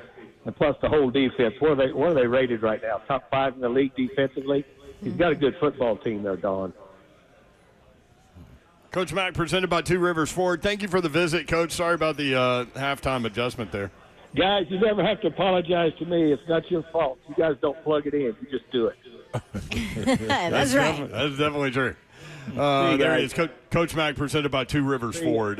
The other thing, when you just talk about this from a football perspective, I do hate it for Harold Landry that he was injured and may miss this game just from a personal standpoint. But, man, Big Jeff, and we didn't get a chance to get into this with Coach Mack, and we talk about it every week, but he is playing at such an incredible level. Mm-hmm. And he's holding people accountable and all of these things. Like, he's everything that you want. Yeah. Can they build on it, though? Yeah. That's one man. Great season. Terrible season overall, team-wise. Well, you talk about him holding people accountable, too. In one of the articles that came out, one of the scathing articles, there were a couple of them about this Titans franchise, but there was, I think, was it Breer? I can't remember, or Athletic. Anyway, but it was, I apologize that I can't remember which one. I've read 8 million scathing articles in the last couple of days. But anyway, Big Jeff calling out J.C. Latham at practice for not, turning up like he should, for not practicing how he needed to. Now, part of that could be that J.C. Latham is not 100% healthy yet, maybe, and maybe isn't ready to be back. But that's the most important thing within a franchise, is to have your star, the guy who's playing the best out of everybody, holding everybody accountable at a different level. And then I think Coach McCoy is now doing that, where you saw a bunch of reports today that they went tempo, fast, practice-wise, because he was like, we're going to practice how we play. Yeah. Iron sharpens iron. That's right. In order for me to stay at this level, you got to be able to give me something daily. And you're one of the best guys on the front line. Like, come on, man. I need you. You know who gives us something every Wednesday? Todd Ferman, our guy in Vegas, who joins us now. At Todd Ferman on Twitter. The 3HL Sports betting window is open. Todd, what's up? How are you? I am doing well this Wednesday afternoon. Hopefully you guys are as well, with potentially a fresh outlook on what the rest of the season can look like for the Tennessee Titans as they try and burn it all down to build back bigger and stronger. See? I mean, it's still the same roster. That's what I've been saying. Todd. We need to burn it all down, Todd Ferman. Look, it's a roster, Don, that I think, has underachieved. I mean, there's no way to kind of sugarcoat it from a game strategy standpoint. We talked a couple weeks ago how when the opponents, when they played the Colts, were talking about how it appeared the Titans weren't ready to play. That's not talent. That's want, that's desire, and that's leadership, and it starts from the head on down. So maybe Coach McCoy, despite not having the best track record and limited head coaching experience, can at least fire up the veterans. We can start to see glimpses of Cam Ward and at least get that team out there fighting for 60 minutes because, look, they're not going to win the division. They're not going to make the playoffs, but you need to start now to build momentum going forward, and what greater way to do so than against your former head coach and Mike Vrabel, who brings in the Patriots on their third game of a 3-game road trip, so maybe there is a little bit of fatigue that New England's got to try and overcome. Several interesting SEC matchups, and we'll start here from Cole Kublik. Vanderbilt has played 77 games against top 10 teams since 1978. The LSU game this Saturday will be the first time Vanderbilt will be favored in one of those games. Also, this from Hunter McCann. This is the first time Vanderbilt has been favored over LSU since 1948, and Vanderbilt has been an underdog in 51 consecutive SEC games. They are favored by 2.5. Crazy. Do we go with the home favorite in this matchup? Hey, credit to Vanderbilt and what they've been able to do to kind of resurrect the football program. Ironically enough, I mean, James Franklin leaves. James Franklin is now looking for work, and here's Clark Lee trying to keep Vanderbilt football relevant. Shout out to one of my former CBS Sports colleagues as well, Barton Simmons, who I know is very involved in everything that has gone on with the rebuild there. All that being factored in, ladies and gents, I am not running to back Vandy laying points in a role that is extremely unfamiliar for this football team, even with increased rest. The angle that I think is more intriguing to take from a betting perspective here is looking to go under the total with two teams that love to play at a snail's pace. LSU offensively has left a lot to be desired. I've talked to people around that program, and look, I don't think Garrett Nussmeier is anywhere close to 100%. They looked a little bit more dynamic in their ability to stretch the field against South Carolina last week, but still struggling to consistently put together drives. This LSU defense is no joke, and it'll arguably be the best that Vanderbilt has faced all season. But look, you can discount this Commodores team with added rest at your own peril. I just don't think there's any value making a small case for the home favorite here, but I do think it's the first team to 24 that gets the win. So as long as you're able to find a 48, which is widely available in the market, under the total is where I'd be looking to go in this game. I think you're definitely right with Nussmeier regarding some injury that we're not being told about. Oklahoma at South Carolina. Oklahoma by 5.5 on the road. How much fight does South Carolina have in them at 3-3? I mean, look, you go through South Carolina's upcoming schedule, and I think if this team is able to get bowl eligible, it should be considered a major victory for everything that they have in front of them. You know, we knew the schedule on paper was going to be extremely difficult when they got to the back half. I don't think anybody around that program anticipated going into the middle of October sitting at 500. And you look at Oklahoma, Alabama, Ole Miss, and Texas A&M the next 4 weeks. Good luck, Gamecocks, is all I have to say in that particular regard. But at the same time, I mean, nothing I saw from Oklahoma offensively last week in that 23-6 loss to Texas leaves me brimming with confidence that they can go on the road in hostile territory and win by margin.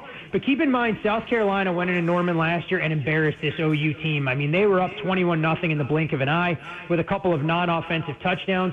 And while I'm not sure I trust the Oklahoma offense, I do think that this Oklahoma defense is going to make life absolutely miserable for Norris, Sellers, and company. So it's not a game that I've got involved in. If I had to bet it, I would probably be looking to bet South Carolina's team total under 17.5. I think I'd rather take my chances with OU's best unit against a South Carolina offense that just doesn't have game breakers this season like they've had in the past. Staying in the SEC, Missouri-Auburn. Auburn was favored early on in this one, and it looks like Missouri now is favored by 1.5. Why the change? And I know there's a lot of things going on the plains, Ferman. How much do you pay attention to, like, the internal drama? I think that's the big question, is where is this Auburn team from a psychological standpoint? And this is always one of the biggest challenges, Don, when you're handicapping, 136 college football programs to know which team is going to bring it on a week-in, week-out basis. And look, at least for a half last week, it appeared that Auburn was going to turn their season around. They came out with a beautifully scripted drive like we thought they could with an extra week to prepare for Georgia. And then the offense completely went in the tank after the touchdown, non-touchdown call that changed the trajectory trajectory, not just of Auburn's season and Hugh Freeze's potential tenure at Auburn, but maybe the entire SEC landscape. Because if Georgia loses that football game, suddenly the Bulldogs find themselves in a bit of trouble when it relates to trying to make a case to get into the college football playoff. Look, Missouri went out there and fought valiantly against Alabama. I think it's an offense that's extremely limited, especially what they can do in the vertical passing game. And if you're going to try and run on this Auburn defense, good luck, because that defensive line is the strength of the football team. And on the flip side of things for Auburn, they want to move the football on the ground, but against Missouri's front seven, I'm not sure that's going to be an easy task. Jackson Arnold looked like he was seeing ghosts in the second half, and that has me a little bit concerned about making a case for Auburn. But I think defenses can rule the day. I know there's not a ton of wiggle room with a total sitting at 44, but I just don't know where the explosive plays come from either of these attacks. And much like last year, I think it could be a defensive-minded slugfest for two teams that are run-first offenses. Todd Father, listen here. What Ole Miss did to Georgia in Oxford last year, said they beat them at their own game. More physical, hit them in the mouth. Now they got to go to Athens. -7.5, man. Can they go down there and do it again? This is a big number for a reason. Yeah, that number. Yeah, the number surprised me. It's a big number for a reason, and this is one that I have on my radar if the number were to tick back and I can lay just a touchdown with Georgia here against Ole Miss. Now, at the same time, Ole Miss looked like they were rather do anything but play football a week ago against Washington State. I think that serves as a wake-up call to get them ready for arguably the most difficult task that they've had so far this season. But you mentioned the revenge angle, which I always think is worth considering. It's also going to be the first true road start for Trinidad Chambliss. So for as good as he has looked thus far, this not the easiest place to go out there in unfamiliar surroundings and try and land with a splash. Ole Miss defensively, we had questions about coming into the season, and you go through what they've faced so far this year, I'm not sure they've necessarily answered the bell and then some to alleviate some of what I thought was going to be a suspect stop unit. But this is a big number, and it scares me off a little bit, but it's definitely favorite or pass here. The biggest challenge for Georgia, can they show up on time? It's something that they didn't do against Alabama a few weeks ago. It's something they didn't do against Auburn. And when you're looking to lay points, you need Georgia to be entrenched right from the opening kickoff. If they are, I think they win this game by double digits. Do you pay attention to officiating crews and what games they have? Probably not as much as I should. Because that crew last week at Tennessee, Arkansas, and Auburn, Georgia, boy, I might pay attention to those two crews. I mean, look, SEC officiating has left something to be desired for a while now. And so it definitely is something that I think you always want to consider. But no, I openly don't pay as much attention to that as I used to when I was handicapping baseball on a day-to-day basis and knew exactly what umpire was going to be behind the plate in terms of where I was going to get a bigger strike zone to bet games under the total and where the pitchers were going to get squeezed for games that could potentially go flying over. Well, guess what? So, Todd Father, do you know how the hymn, the sacred Tennessee hymn goes that we like to sing? I do not, Slay. So there's no better time or place for you to try and serenade me right now on this fine radio program. Well, I'll do it right now, Todd Father, to catch you up. We don't give a damn about the whole state of Alabama. Whole state of Alabama. Whole state of Alabama. Don't give a damn about the whole state of Alabama. We're from Tennessee. Vows by 100 million. Look, I applaud that level of energy and enthusiasm. The bigger question I have for you, Slay, when it comes to Tennessee and all of their countless rivals, bigger game for you guys the third Saturday in October against Alabama or the annual showdown against Florida? That's a good one. That's a good one. You know what? We need Bama. I could give a damn about Florida. Florida's going to drown in their own vomit. The younger generation here at the restaurant says Alabama, Ferman. All right, that's fair. I can respect that. But, a hell of a game that we can anticipate on Saturday. Under the lights in lovely Tuscaloosa, Alabama more than a touchdown favorite in this spot. And I think the big question for Alabama, can this team run it back yet again? I mean, they have gone through a gauntlet. And to their credit, they've at least performed at a relatively high level. Depending on what number you were able to capture last week, though, you probably didn't get the cover. With Alabama, we'll call as a 3.5-point closing favorite against Missouri. And from a point spread perspective, odds makers have had the finger on the pulse of the Crimson Tide. You look at over the last couple of weeks, their games largely decided in the waning moments in terms of the ATS perspective. And I feel this is kind of the perfect number. Just north of a touchdown here with questions swirling about Tennessee and the overall capabilities of a defense that, quite frankly, is a far cry from the group that we saw last year. We're not sure if either starting running back is going to be available. We know Deshaun Bishop left the Arkansas game with a lower body injury. Jam Miller left the Missouri game with a concussion or whatever they call it in college, because I'm not convinced there actually is concussion protocol. So we'll see which of these teams can get a balanced attack going on the ground. Ty Simpson, after the sluggish start to the year against Florida State, has looked the part. When he's operating from a clean pocket, this guy is distributing at such a high level. There's a reason right now he's the short shot in the Heisman Trophy market. And the fact that they were able to go on the road to Como last week, beat Missouri, and Ryan Williams didn't have a single catch, tells me that the squeaky wheel gets the grease. So while it's not a game that I tend to tangle with from a side or total perspective, I would be looking for a Ryan Williams over-under for receiving yardage prop. I have to imagine he can have a big day here, knowing how much he underwhelmed in Knoxville a season ago as well. Todd, I value everything you say, but I don't give a damn. Go Vols. Look, Slay, this is a game where I don't expect you to come in with an objective stance one way or the other on this game. And I respect that about you more than anything else, because this will be the defining moment for Tennessee's football season. And you look at the schedule they have in front of them. You'll win this game and have just that close loss on the resume against Georgia. Suddenly we're talking about Tennessee having a legitimate path to get to the college football playoff for the second time in as many years. Real quick, Todd, do you think, because Alabama's, their schedule don't get easy either, do you think they're built to go through this gauntlet of the SEC and get to where they're supposed to be with this I think if Alabama can survive this week, I'm not as worried about the game next week against South Carolina, but I can tell you it's one that I've circled from a betting perspective, because if the Gamecocks were to go out there and get beaten like a drum by Oklahoma, and Alabama takes care of business against Tennessee, I have to imagine that is the ultimate flat spot and letdown going into their bye before they take on LSU. But Alabama can't take a collective sigh of relief this week or next. I think the bye will come at the right time, and you'll get Alabama focused for that final 4-game kick with a couple of home games against LSU and OU, and, of course, the season-ending road trip against Auburn. So I think for Alabama, if they're able to win this week, they actually give themselves a little bit of breathing room to maybe even finish 9-3 and still have a legitimate case to be in the college football playoff. Gotcha. Todd Ferman, at Todd Ferman on Twitter, if you have a question for him on X. All right, let's hit Mississippi State and Florida. Multiple national writers today saying that they wouldn't be surprised if Napier was fired on Sunday regardless of the outcome of this game. How do you think that affects it from a Florida perspective? Because the line hasn't moved from 9.5. Yeah, it's always a question that I find fascinating, that you're going to be fired regardless of outcome. Why not just rip the Band-Aid off and do it now if that's going to be the case? That we're using a game against Mississippi State as the ultimate be-all, end-all, and, bring it back to the Titans before we get into the handicap. The same thing we thought about Coach Callahan. Like, suddenly he was a better coach because Arizona couldn't figure out that you have to carry the ball across the goal line, and you waited until the game against the Raiders before you gave him his walking papers. This game was one that I had circled coming in, but when I look at the injury report for Mississippi State, I have some legitimate concerns that this team is going to be any healthier this week than what they were going into the bye.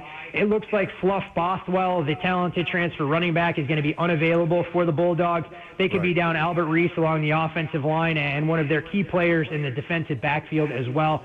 Florida has been a different team at home than what we see on the road. A lot of teams are going to go into that spot at Kyle Field and really struggle last week. But this Gators team, was a sell for me coming into the year, and that's kind of how they performed thus far. So if I was looking to get involved, it would probably be Mississippi State in the first half, hoping that Coach Levy and company had something schemed up coming off of the bye. But I'm not sure Florida can rally the troops and play with a level of desperation that's going to have them win this game by double digits. So tough handicap, and if I had to get involved, it would be Miss State in the first half or nothing here. Texas at Kentucky, it's 12.5. Longhorns coming off that obviously big win against Oklahoma. What do you think? Numbers short, I make the game right around 14 or 14.1 to be exact, but the situational spot is horrific for Texas, and I still don't believe that this offense has suddenly been fixed when you're aided by a kick return and a couple of short fields and timely interceptions last week against John Mateer. I don't think much of this Kentucky team at all, but I do have to give them credit. They found a way to get in the back door against Ole Miss earlier this year, and until I see more from this Texas team offensively, it's tough to lay this kind of price tag going on the road in conference. So no real interest from a betting perspective between these teams. Interesting ACC matchup I want to hit you with. Georgia Tech, ranked 12th in the country and undefeated, is an underdog at Duke. And Mensa, 15 touchdowns, 2 interceptions, the Duke quarterback. What do you think about that matchup? I mean, I feel like I should be deferring to Dawn on this one more than anybody else. She's seen both of these teams up close and personal, knows the coaching staffs extremely well, and maybe better equipped to handicap the matchup under center between Darian Mensah and Haynes King. And while I never want to sell Haynes King short, I do think that the vertical passing game or lack thereof from Georgia Tech is something that could be on display here. This is a Duke defense that wants to pin its ears back. They want to create havoc, and they're not afraid to give up the explosive plays over the top. Duke has trended in the right direction since a couple of early season losses. I love what I've seen from Darian Mensah so far this season. And look, this Georgia Tech team has been one hell of a story. I shouldn't discount them as an underdog because this is a role they've thrived in under their current coaching regime. But when I look at a number this short here, I think it's Duke on the money line or pass. I haven't bet this game yet, but I can tell you it would be Duke or nothing with an early kickoff here down there at Wallace Wade Stadium. I think Georgia Tech potentially gets saddled with their first loss of the season. Cosign, Ferman, cosign. I also saw them in a pretty dismal performance as well. So. She did. True. That is for sure. The game against Wake Forest was not exactly a ringing endorsement, but at the same time, look, I know they covered as a 14-point favorite last week, but I didn't think Georgia Tech was that much more buttoned up against Virginia Tech. But this seems to be a role where they're much more comfortable catching points with the us against the world mentality. But I have some major questions. The big thing that I wonder around Duke, and, I know the whispers are only going to get a little bit louder, how much is Penn State kicking around in Durham to try and gauge the appetite for Manny Diaz to take that head coaching job now that James Franklin's been given his walking papers? Wow, that would be fascinating, huh? Babs, what game do you have again? Okay, so for everybody that actually pays attention to my games, I have now had 3 straight weeks of overtime, and the underdog has either won out or covered in every single one of my last 3 games. Ferman, I think the streak might break this weekend, but I don't know. No overtime. No overtime. The question that I have to ask, Don, were you able to make your flight out of Phoenix on Saturday after that lovely weather delay you had to endure in Tucson? Yeah, negative. Thanks for bringing that up, Ferman. Well, look, I mean, I wasn't going to relive the, extremely strong language you may or may not have used over text message during the course of that weather delay with me. You're like the third person that said that on air. But look, I mean, you did get to see a compelling game. I'm a little bit surprised that Kalani Sitake didn't go for 2 with a chance to win the game in regulation, or that Bear Bachmeier was able to fall in that fumble when it looked like Arizona was going to knock BYU from the ranks of the unbeaten. Yeah, I'm not sure I've seen enough from Oklahoma State that they could beat some of the best high school programs right now in the state of Oklahoma. This is a Cincinnati team who kind of went through the motions last week against UCF. I mean, laid a big number, but I do have to give Scott Frost and company a world of credit for what we saw against Cincinnati last week, because if you dig into that box score, there's something that you don't see every day. UCF didn't play for the win late in that contest. In my opinion, they played for nothing more than the cover, because what did they do at the end of that game, trailing 20-3? They rattled off a 19-play drive that covered 90 yards and took 7 minutes off the clock to make that game 20-3, take it to 20-11, and basically bleed that down to nothing. I think Cincinnati's offense hums, even if they take their foot off the accelerator here. I don't live in a zip code laying 3 touchdowns on the road in a game like this, but I think Cincy can name the final score if they want. I'm just disappointed, Don, that you're not going to get to see Cincy next week against Baylor, which could be one of the more entertaining games that we'll see in Big 12 play during the regular season. Maybe she will. Well, I could. I actually don't know where I'm going yet next week, so we'll see. It's one of those 6-day picks, Ferman. Well, I mean, I was going to try and go through and see what third-tier ACC game you might be able to get, but, that would be a step up to try and get Cincy and Baylor if they send you on the road to historic Nippert Stadium for that one. Ferman. All right, is there a college football game or two we missed? One game that I think is flying under the radar, and it loses a little bit of luster because Old Dominion apparently didn't get the memo that to get into the college football playoff, you can't lose as a 2-touchdown favorite on the road at Marshall, is JMU and ODU. I mean, this is a game that, in my opinion, not only decides the Sun Belt East, but maybe has major ramifications in terms of the G5 bid if it comes from outside of the AAC. I think Old Dominion is the better football team right now than James Madison. They turned the ball over 5 times last week, and I think Colton Joseph and Ricky Rain need to try and clean that up a little bit. But I think that'll allow ODU to refocus a bit. JMU has been a little bit underwhelming, let's put it that way, with what I've seen from them offensively. They're kind of a one-trick pony without much in the way of a passing attack. I think ODU goes into Harrisonburg and comes away with a win, so I'll back the Monarchs plus 1.5 for the best game of the day in the Sun Belt. Todd Ferman, our guy in Vegas. Tom Father, you know who the Big Ten champion is going to be this year, right? Is it going to be the Ohio State Buckeyes or the Indiana Hoosiers? You tell me, It's going to be the Hoosiers. You. Did you have them over Oregon? I did not get involved in that game, but as you guys know, I shared before the season that I was a seller of Oregon. And so I was thrilled to see them get saddled with their first loss. I just need a second one to be able to cash that regular season win total. And suddenly, for everybody that had anointed Oregon this legitimate national championship contender, look, they have to answer a lot more questions. That win against Penn State doesn't really hold up. And you look at Oregon's upcoming schedule, I know they're valued by the betting market still, but I have some major questions because I think we saw the real Dante Moore, and we saw what this Oregon defense may or may not be when they have to step up in class a bit. Got to go with the team you made all your money on this year. New England Patriots taking on the Titans. Titans got to get this one done, right? I mean, I'm not laying 7 with New England on the road in this particular spot. I'm very curious to see what Tennessee looks like and how the game plan, body language, and overall level of focus will change under an interim head coach. I give Cam Ward a ton of credit for accepting accountability for his poor performance thus far this season. But look, he hasn't been given the kind of tools he needs to be successful. We'll see if Calvin Ridley's available for the game. I don't expect him to be out there. But one thing that was interesting for me was Tajay Spears actually out-snapping Tony Pollard in the backfield. This is a game where Tennessee isn't going to be able to run the football. You guys know the way Mike Vrabel leads a defense. He's going to take away the run, make you throw to try and beat him. So I think the backs have to catch balls. So I'd be looking at Tajay Spears receiving props, potentially offering a little bit of opportunity and upside. But this is a game that has too many unknowns and uncertainties for me to try and get involved. But if I see a pulse from the Titans, trust me, there'll be plenty of opportunities, hopefully, to try and back them at least some point a little bit further down the road. There you go. There he is. He's Todd Ferman. What about an NFL game? Saying there's a chance. You love an NFL game? Love is a strong word when we look at the way some of these numbers have kind of settled in without injury reports in front of us. But one game that I do find fascinating will be the game in London between the Rams and Jags. Working under the assumption that we won't see Puka Nacua for the Rams with their bye week coming up. In my opinion, it'd be foolish to kind of rush him back. Sean McVay has gotten his team focused in these kind of spots before, but I think both of these offenses could struggle to move the football against their defensive counterparts. Both teams want to run it. Both teams have been good against the run, and I have some questions about the Jags if they get themselves in a known passing situation. So I'll go under the total with the early kickoff between the Rams and Jags at 44.5. Thank you, Todd. Good stuff, man. Have a great weekend, brother. Always a pleasure. You guys as well. And, Dawn, if I don't at least see 1 or 2 pictures from you having an adult beverage at Eskimo Joe's on Friday night as part of the team meeting in Stillwater, I'm going to be extremely disappointed. I love Eskimo Joe's. The food is really good. It's underrated.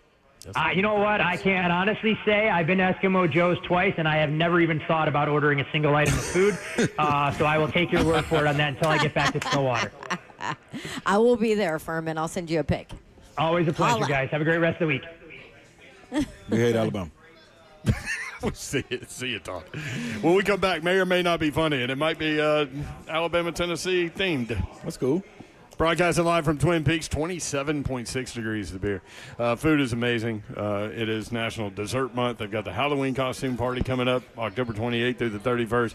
Twin Peaks in Cool Springs. We'll be here until 6 o'clock on 104.5 The Zone. We hate Bama.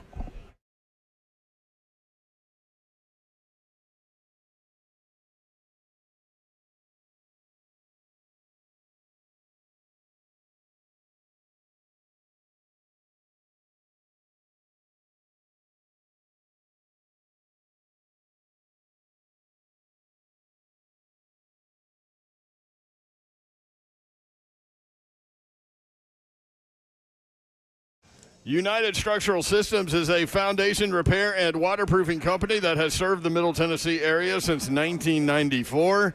These are your guys. If you're having foundation repair or waterproofing issues, that is for sure. USSTN.com is the website. That's where you can get all the information. When it comes to large home repairs, a lot of times homeowners pretend you don't want to see the warning signs. Maybe you're afraid of what you're going to hear. This is especially true with waterproofing and foundation repair. It could be something big that needs to be fixed. Could be a small problem now that will become bigger, or maybe it could be nothing. Bottom line is, you don't know what you don't know, and you certainly don't want to be sold something that you don't need. You need peace of mind, and United Structural Systems is the company to give you that. USSTN.com, more than 30,000 100% satisfied residential customers.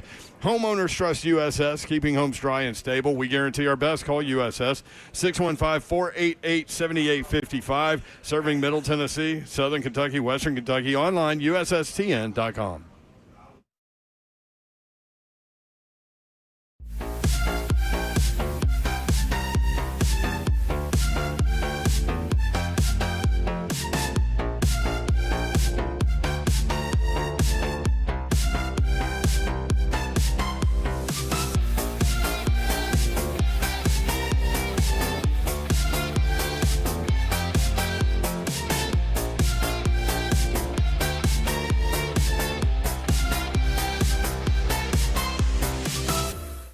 Selling your home can be stressful, but it doesn't have to be. Get a guaranteed offer from Mark Spain Real Estate. There are no showings, no open houses, no stress. Work with the #1 real estate team in the U.S. and close with confidence. Go to markspain.com today.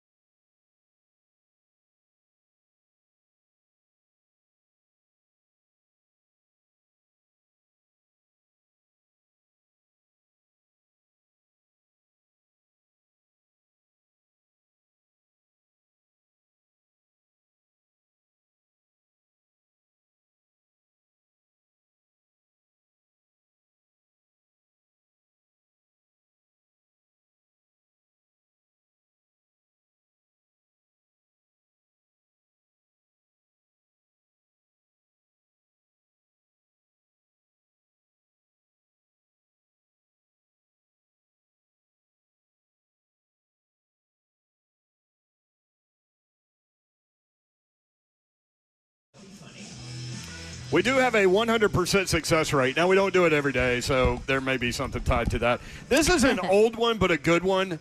And oldie but goodie. It always pops up during Tennessee-Alabama week. And I think it's about 20 years old. It's an Alabama fan talking to a news reporter. He looks like he's on campus at Alabama. But I said this, and I'm like, we need to play this, right, this week. And Bab's like, I've never seen it before. And so then I thought, well, maybe some of y'all haven't heard this. Alabama, Tennessee. Alabama fan about 20 years ago explaining why he hates the Vols. May or may not be funny. You judge. And I hate Tennessee because, first of all, it's Tennessee.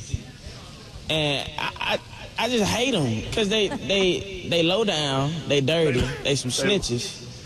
And I hate Philip Fulmer. I hate their colors. I'm not a dog person.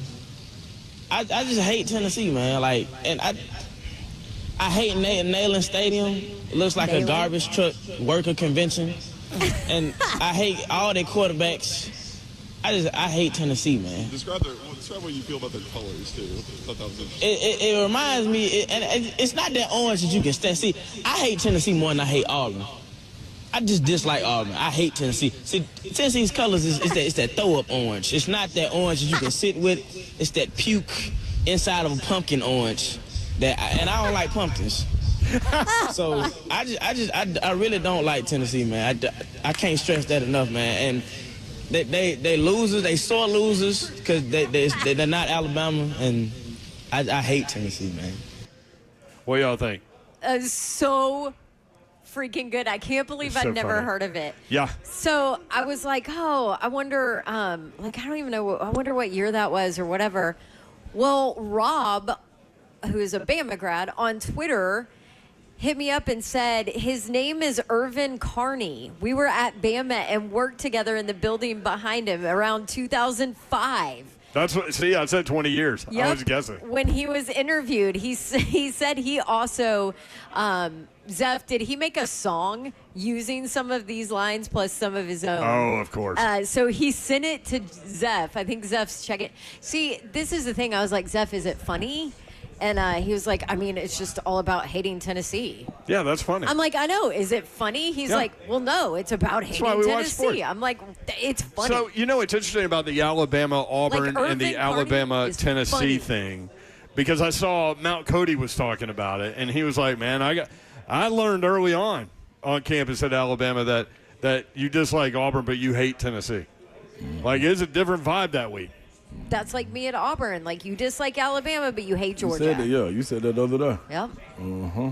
He said low down, they dirty, they some snitches. He's talking about the Albert Mean situation. I know for a fact from being in this industry back then, 8 different SEC coaches turned Alabama in on that one. You don't just turn somebody in because everybody's doing stuff. So they focused in on Philip Fulmer, and they even subpoenaed him, right? So he didn't go to SEC Media Days because they were gonna subpoena him if he entered the state. So he did whatever year that was, not 2005, but whatever year that whole Albert Mean situation was. Prior to that? Yeah, he did SEC Media Days on the Jumbotron from Knoxville. No way. That was real. He's like, I'm not stepping foot into y'all. Ain't subpoenaing me. That's what I'm talking about. Way to go, Phil. I love how he called it Neyland and said that it was like a garbage truck convention. That was pretty funny. Mm-hmm. That was cute. I'm sorry. Somebody should have tickled him at the end of it. Everything about Irvin Carney right there was hilarious. Cooch. Tickling. That's so funny. That's so funny. You look cute, boy. You. That was good. I'm telling you, it was rub his good. little chin. Cooch. What would you have told him if you were standing there? Shut the hell up, Irvin. What you got somewhere to be? Ain't you supposed to be back at work? What are you doing there? Who interviewing you anyway? That's what I would have said. Who the hell's interviewing you? Plus, the reporter clearly led him into something else. That was supposed to. That was smart. It was smart. Great reporting right there. Yeah. Well, you didn't talk about the color orange. Let me lead you into that. How do you feel about the color orange? Oh, yeah. That's absolutely, It's like the inside of a pumpkin. I don't like pumpkins. No, that was great. That's what he was supposed to do. Proud of him. That was so good. Proud of him. All Alabama fans should feel like that. If I catch an Alabama fan not feeling like that, you should be an outcast. How about that? Well, they've lowered Tennessee fans feel the same. They've lowered the point spread to 7.5, meaning they're looking for Alabama money there. I got my parlay already ready. You do? It's done. By the way, I will never contribute to the parlay ever again. I was so confident in Western Kentucky. Yeah, you were. And then they were down 16-3. Was that the only one that missed? Liberty no. messed us up too, and Milwaukee Brewers. I don't know why I went against the Dodgers. Well, I didn't go against them. I just didn't think they would smoke them like they did. Right. Speaking of, I have a story for later in the show. Shout out to Mookie. What up? Shout out to Mookie in this story. This was in People magazine. Dodgers stars refused to stay at the team hotel in Milwaukee out of fear that it's haunted. No. And Mookie was one of them. Yeah, he ain't no fool. He got PR. What do you call it? Airbnb. Yeah, that was genius. Get your own food, bring your own shelf. Like, we don't need no foolishness taking place. Milwaukee's so thirsty. Apparently, throughout the baseball world, the baseball people are convinced this hotel is haunted. Yeah, I wouldn't be though. They wouldn't even have to worry about it. It was built. Did in nobody, like none of the team would stay there, or just certain? No, just certain players. What would you guys do? I know Slay wouldn't stay. No, hell. I'd no. be there. No. I'd want to stay there. You'd want to stay there? Yeah.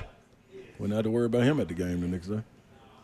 I don't know. I think You'd be tied up in the hotel. They say people hear footsteps. And See, I ain't got time. Why? I ain't got time for that, man. No, that's just move. gonna pull your mental energy away. Come on, man. Well, that's what one guy was saying. He was like, "Look, man, my wife came on this trip, and she was like, ain't no way I'm staying in there." Yeah, why not? But they go were rest talking easy? about like the lack of Mookie was talking about the lack of sleep because every time he heard something, he was going to think something. Yeah, And he anyway. goes, the hotel is so old that the doors don't go all the way down to the floor.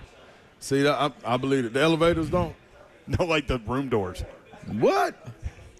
Oh, come on. See, that's. No, I don't. Okay, yeah. I probably Like wouldn't. why? Nope. Like why would you want to deal with that? Why would you want to deal with that? I don't want to. I think with I that. pass on that. Yeah, I'm cool. I guess maybe it's the only hotel that's big enough to accommodate like an entire baseball party. Somebody got a house. Not gonna stay in. All right, 3HL broadcasting live from Twin Peaks. We've got more coming up. You'll hear from Lane Kiffin. You'll hear from Max Crosby, who had a huge game against the Titans. His thoughts on Cam Ward. Also from On3, the most watched college football, the top 10 most watched college football games. CBS will not like this list at all. More 3HL coming up as we continue to broadcast live from Twin Peaks. 3HL powered by in Cool Springs. 3HL powered by Spring Hill Heating and Cooling, springhillac.com.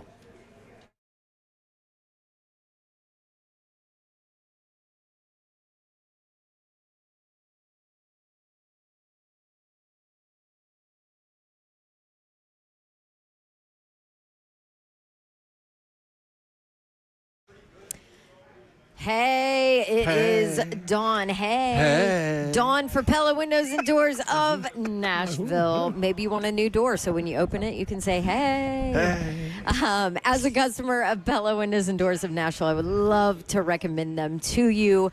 I have used them numerous homes for doors and windows when they needed replaced, and they were the best to work with. And if you don't believe me, you should believe me, but if you don't, you can go check them out on Google. 4.9 rating Google reviews. And people talk about everything from the quality of their product, lifetime warranties on that, craftsmanship, the process of installation, which allows them to warranty their work. And they have the staff in place to support you, the customer. 10-year labor warranty, too, by the way, leading in the industry. They let me give you a deal every month, and it's pretty darn good for October. 50% off qualifying installations and 0% APR for 48 months, plus $100 off each window or door because they're celebrating 100 years of business. That's called the Dawn Deal. Tell them to give it to you. You can schedule your free consultation and check out the Dawn Deal at PellaNashville.com. Hey, Bob keeps running around here saying that. It's funny. You know how life can change in an instant? A car wreck can throw everything off. Your job, your bills, your peace of mind. That's when you need our good friends at Bart Durham Injury Law. Blair's phone number is 615-242-9000. Go ahead and get that into your phone now, 615-242-9000. Marine veteran Blair Durham and his team have been fighting for folks in Tennessee for years, making sure insurance companies pay up. What they're supposed to, when they're supposed to, how they're supposed to. 615-242-9000. No upfront costs, no waiting around, just real people making sure that you get what you deserve. Get the BDIL, Bart Durham Injury Law number into your phone, 615-242-9000. So if you've been injured, don't wait. Call BDIL. Again, get the number into your phone, 615-242-9000. They're here 24/7, ready to fight for you. Bart Durham Injury Law, 615-242-9000.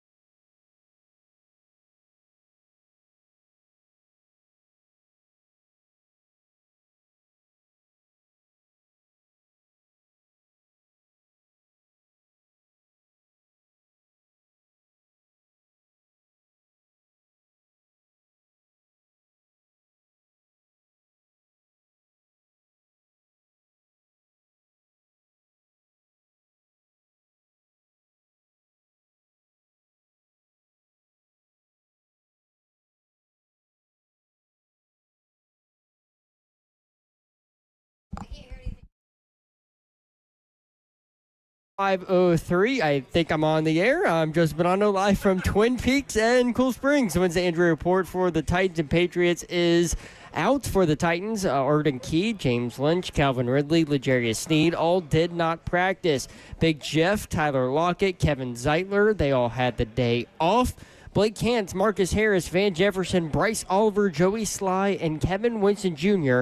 were all limited. Devondre Sweat did return to practice as his 21-day practice window was opened up off of IR. For the Patriots, Harold Landry, Anthony Jennings, and Jalen Hawkins all did not practice. Christian Barmore, Stephon Diggs, Morgan Moses, and Charles Woods were all limited. Alabama football head coach Kalen DeBoer said today that starting running back Jam Miller will be questionable for Saturday's matchup against number 11 Tennessee as he's dealing with a concussion he suffered against Missouri last week. In the MLB playoffs tonight, the Blue Jays look to get on the board after falling behind 2-0 to the Mariners in the ALCS. First pitch for Game 3 is in Seattle at 7:08 p.m. on FS1. For your foundation repair and waterproofing needs, you need to visit USSTN.com. Breaking news at once on your home for the Titans and Bulls. This is 104.5 The Zone.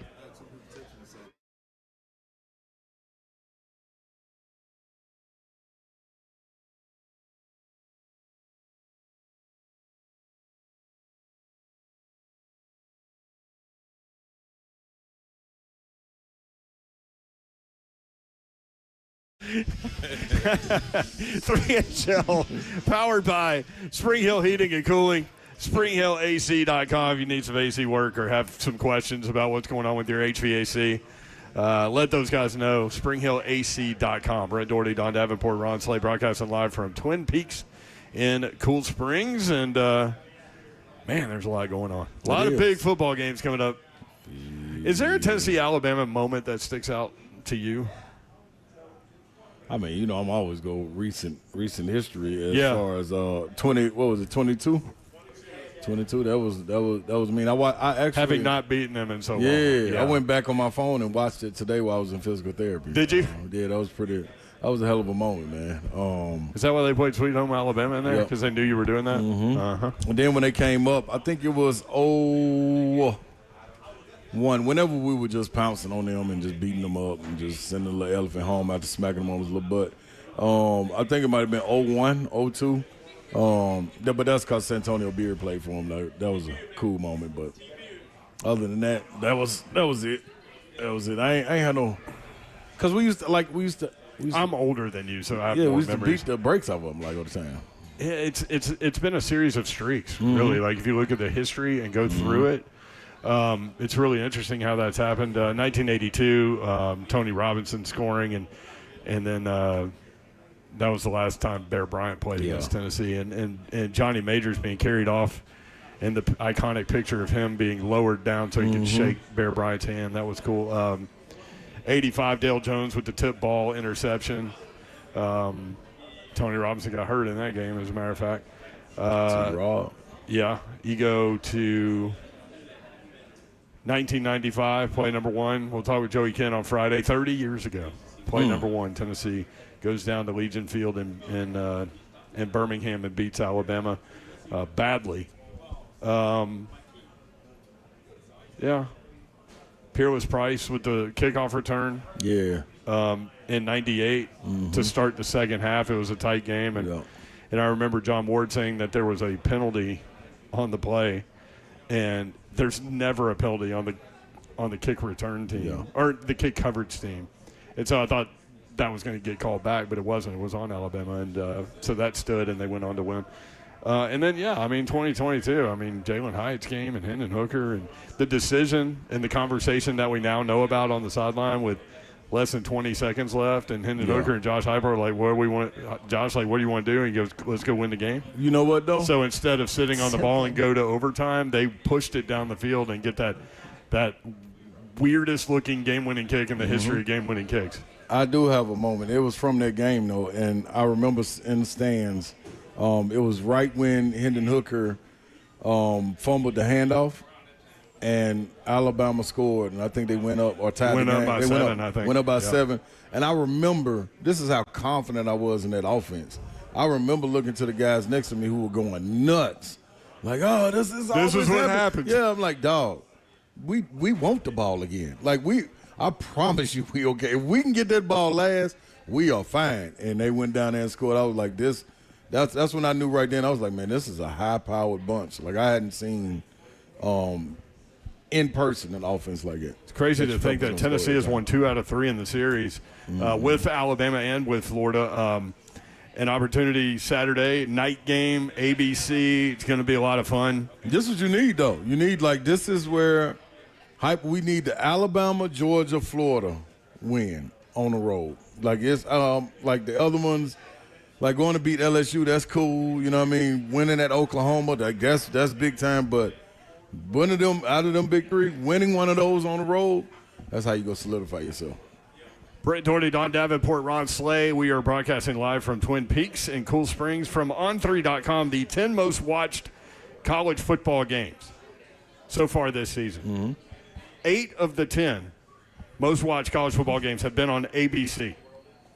SEC, baby. CBS messed up by letting that deal go. They told them it just meant more. They didn't believe it. 1 on Fox, 1 on NBC, none on CBS. Who was the NBC? Notre Dame? Notre Dame at Miami. Mm-hmm. 10.8 million. That was number 3 on the list. What number was Fox? The Fox was number 1. Texas at Ohio State, 16.6 crank it up. $million. Start the season off. People have been waiting on that one all year, though. Here's the interesting part about this. ABC, NBC, CBS, and Fox are all paying about the same amount of annual money for their TV deals. Wow. So I added up, again, 8 of the top 10 so far this year on ABC. If you just add those millions of people, you come up with 77.07 millions of people have watched those games on ABC. And that's just counting 8 of the top 10, not all of them. The most watched game, Texas at Ohio State, 16.6 million people. Second most watched, Georgia at Tennessee, 12.6 million. Notre Dame at Miami, third, 10.8. Alabama at Florida State to start the season, 10.7 million. LSU at Clemson, 10.45 million. 3 of these games occurred in that first weekend. Yeah. Isn't that interesting? Yeah, yes. 3 of the top 5. People were starving for it, boy. So, yeah. What is it? 3 years, 10 years, $3 billion, I think, is that what for the ABC ESPN contract with the SEC, something like that. I probably should know, but I don't remember.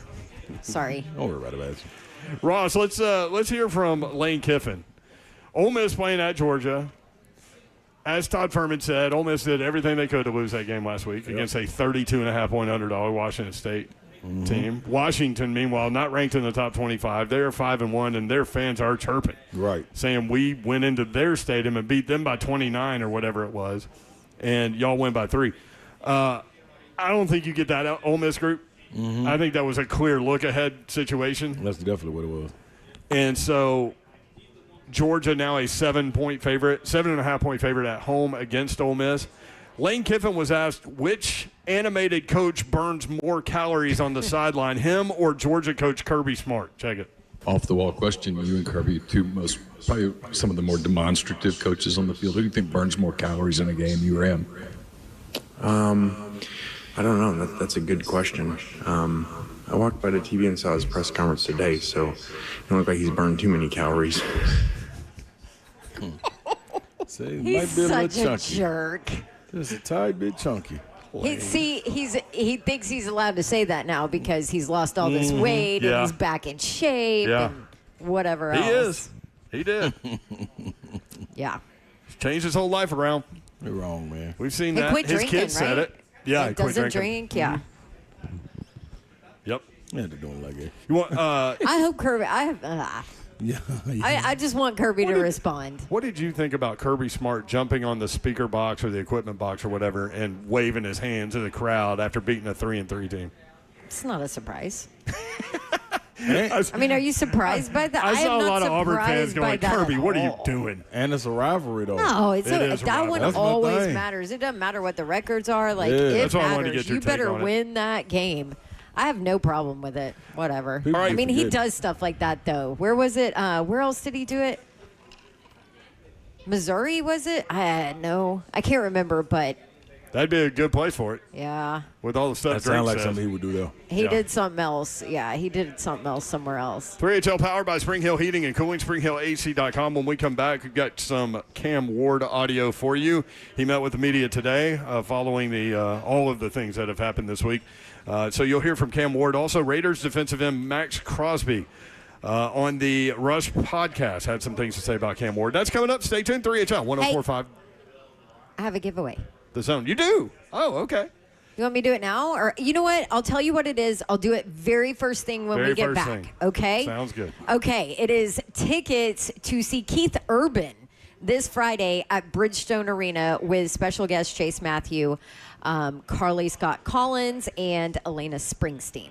So there you go. As soon as we get back, it will be caller number 5 after this break. I'll say this about Keith Urban. Even if you're not a country music fan, that dude puts on a show. Oh, he loves the guitar so much that he will go through classic rock riffs and all kinds of things. Like, so good. I always say the guitar is an appendage. It looks like an appendage on him. All right, so Keith Urban tickets when we come back to start the segment. Thank you. Remind me. Keep me on task. Got This it. is 3HL.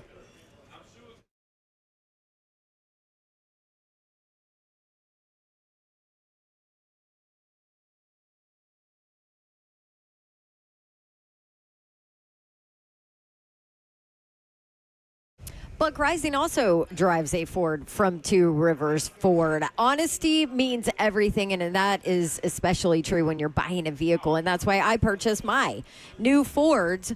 My family purchases our new Fords, plural, from Two Rivers Ford. Two Rivers Ford has real deals, and if you're wondering what I mean by that, this is what I mean. The best priced at Two Rivers Ford is clearly marked on their window sticker of their vehicle or on their website. You don't have to fill out some form with information to actually get the best price. You don't have to put something in your cart to get the best price. You don't have to do anything. And unlike other dealers, Two Rivers Ford never adds accessories or service plans in order for you to get the best deal. Two Rivers Ford, the best clearly marked price, is always available, always accessible, and always real. So if you want extra accessories or warranties, you can request to purchase them. But you will know Two Rivers Ford is always honest. Honesty, always the best policy at Two Rivers Ford, which is why they're the South's most trusted Ford dealer. So best price and a real deal. Go see my friends at Two Rivers Ford in Mount Juliet. Visit them online, tworiversford.com, or call their non-commissioned sales team. They're the best. Toll free, 800-900-1000.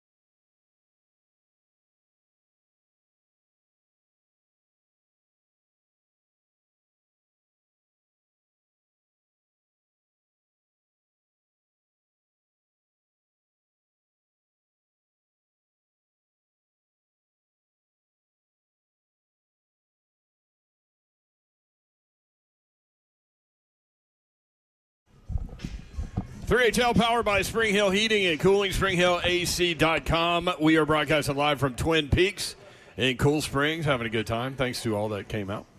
We appreciate you. You've got an opportunity for people to win something pretty cool. Yes, Keith Urban this Friday. Make sure you can go this Friday at Bridgestone Arena. Tickets, 2 tickets, by the way. He is with special guest Chase Matthew, Alana Springsteen, and Carly Scott Collins. So caller number 5 right now, Bab's Prize Closet is open to 615-737-1045. Good luck to you. Ross, before you start answering those calls, let's hear from Max Crosby, who was on the Rush podcast. He had 3 tackles, 2 sacks, 2 tackles for a loss, and 3 quarterback hits. He talked about Cam Ward. He's a hell of a competitor, and I love his attitude. I know he's got his legendary, he had his legendary celebration, but, in the back of my head, I'm like, I'm going to hit it at some point. He's one of those guys, he reminds me of Mahomes in this way where, he'll hold the ball until the last possible second. And you got to respect that because a lot of quarterbacks don't want to get hit like that. No. And he doesn't give a damn. He's just trying to win. I like that. That was real. By the way, Max Crosby had 2 sacks coming into that game and had 2 sacks in that game. Working, J.C. Latham. I ain't mad at that either. Yes, he did work. Yeah, he did. They will know he hold that ball, though. So that dude's motor, man. Yeah. I mean, every play. Cam Ward met with the media today, and we're going to play some of that for you. Ross, let's go ahead and roll that. This is Cam Ward today with the media. Multiple times that you wanted to work with Brian long-term and have him here for the duration of your career as much as possible, but how does this change for you now that the change has been made? I think from a day-to-day process, it really doesn't change anything, not only from myself to the other players on the team. We still have our routines, the install, the game plan that we go through. Nothing really changed. I think the biggest thing is just you feel for him just because, what he's done for me to get to this point, just through the draft prep through the off-season training camp work, how he's helped me get to this point. And so I feel for him, but, just from a process standpoint, nothing changes for us. What's your relationship been like with Mike up at this point, and maybe how you envision things going moving forward with him as the coach? It's been good. He's one of the first people to greet me once I came in on my visit here, during my 30 visits. And he's had, history with good quarterbacks. Got a chance to work with Phillip Rivers over there. And then just the attitude that he brings to just the team, the building, and he wants us to play winning football. He's going to get that out of us. And so, we just got to buy in, come in together, with coach and make plays for each other. It's important for you, Cam, that, as you said, not that much changes because Bo is still calling the plays, and do they try to keep things as much routine as possible around you even in this time of change? I don't understand it.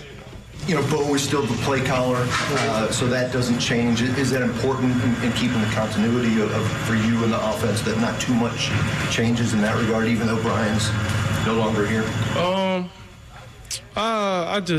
It's the same thing we've been doing the past couple of weeks, ever since we made the play calling change. So it really doesn't change our operation. It's just more of us trying to do things the right way in practice and translate to the game. McCoy said there were some things that he wanted to tweak during individual period. I know it's only been one, but what are your thoughts on those changes, and how much do you feel that's going to help you?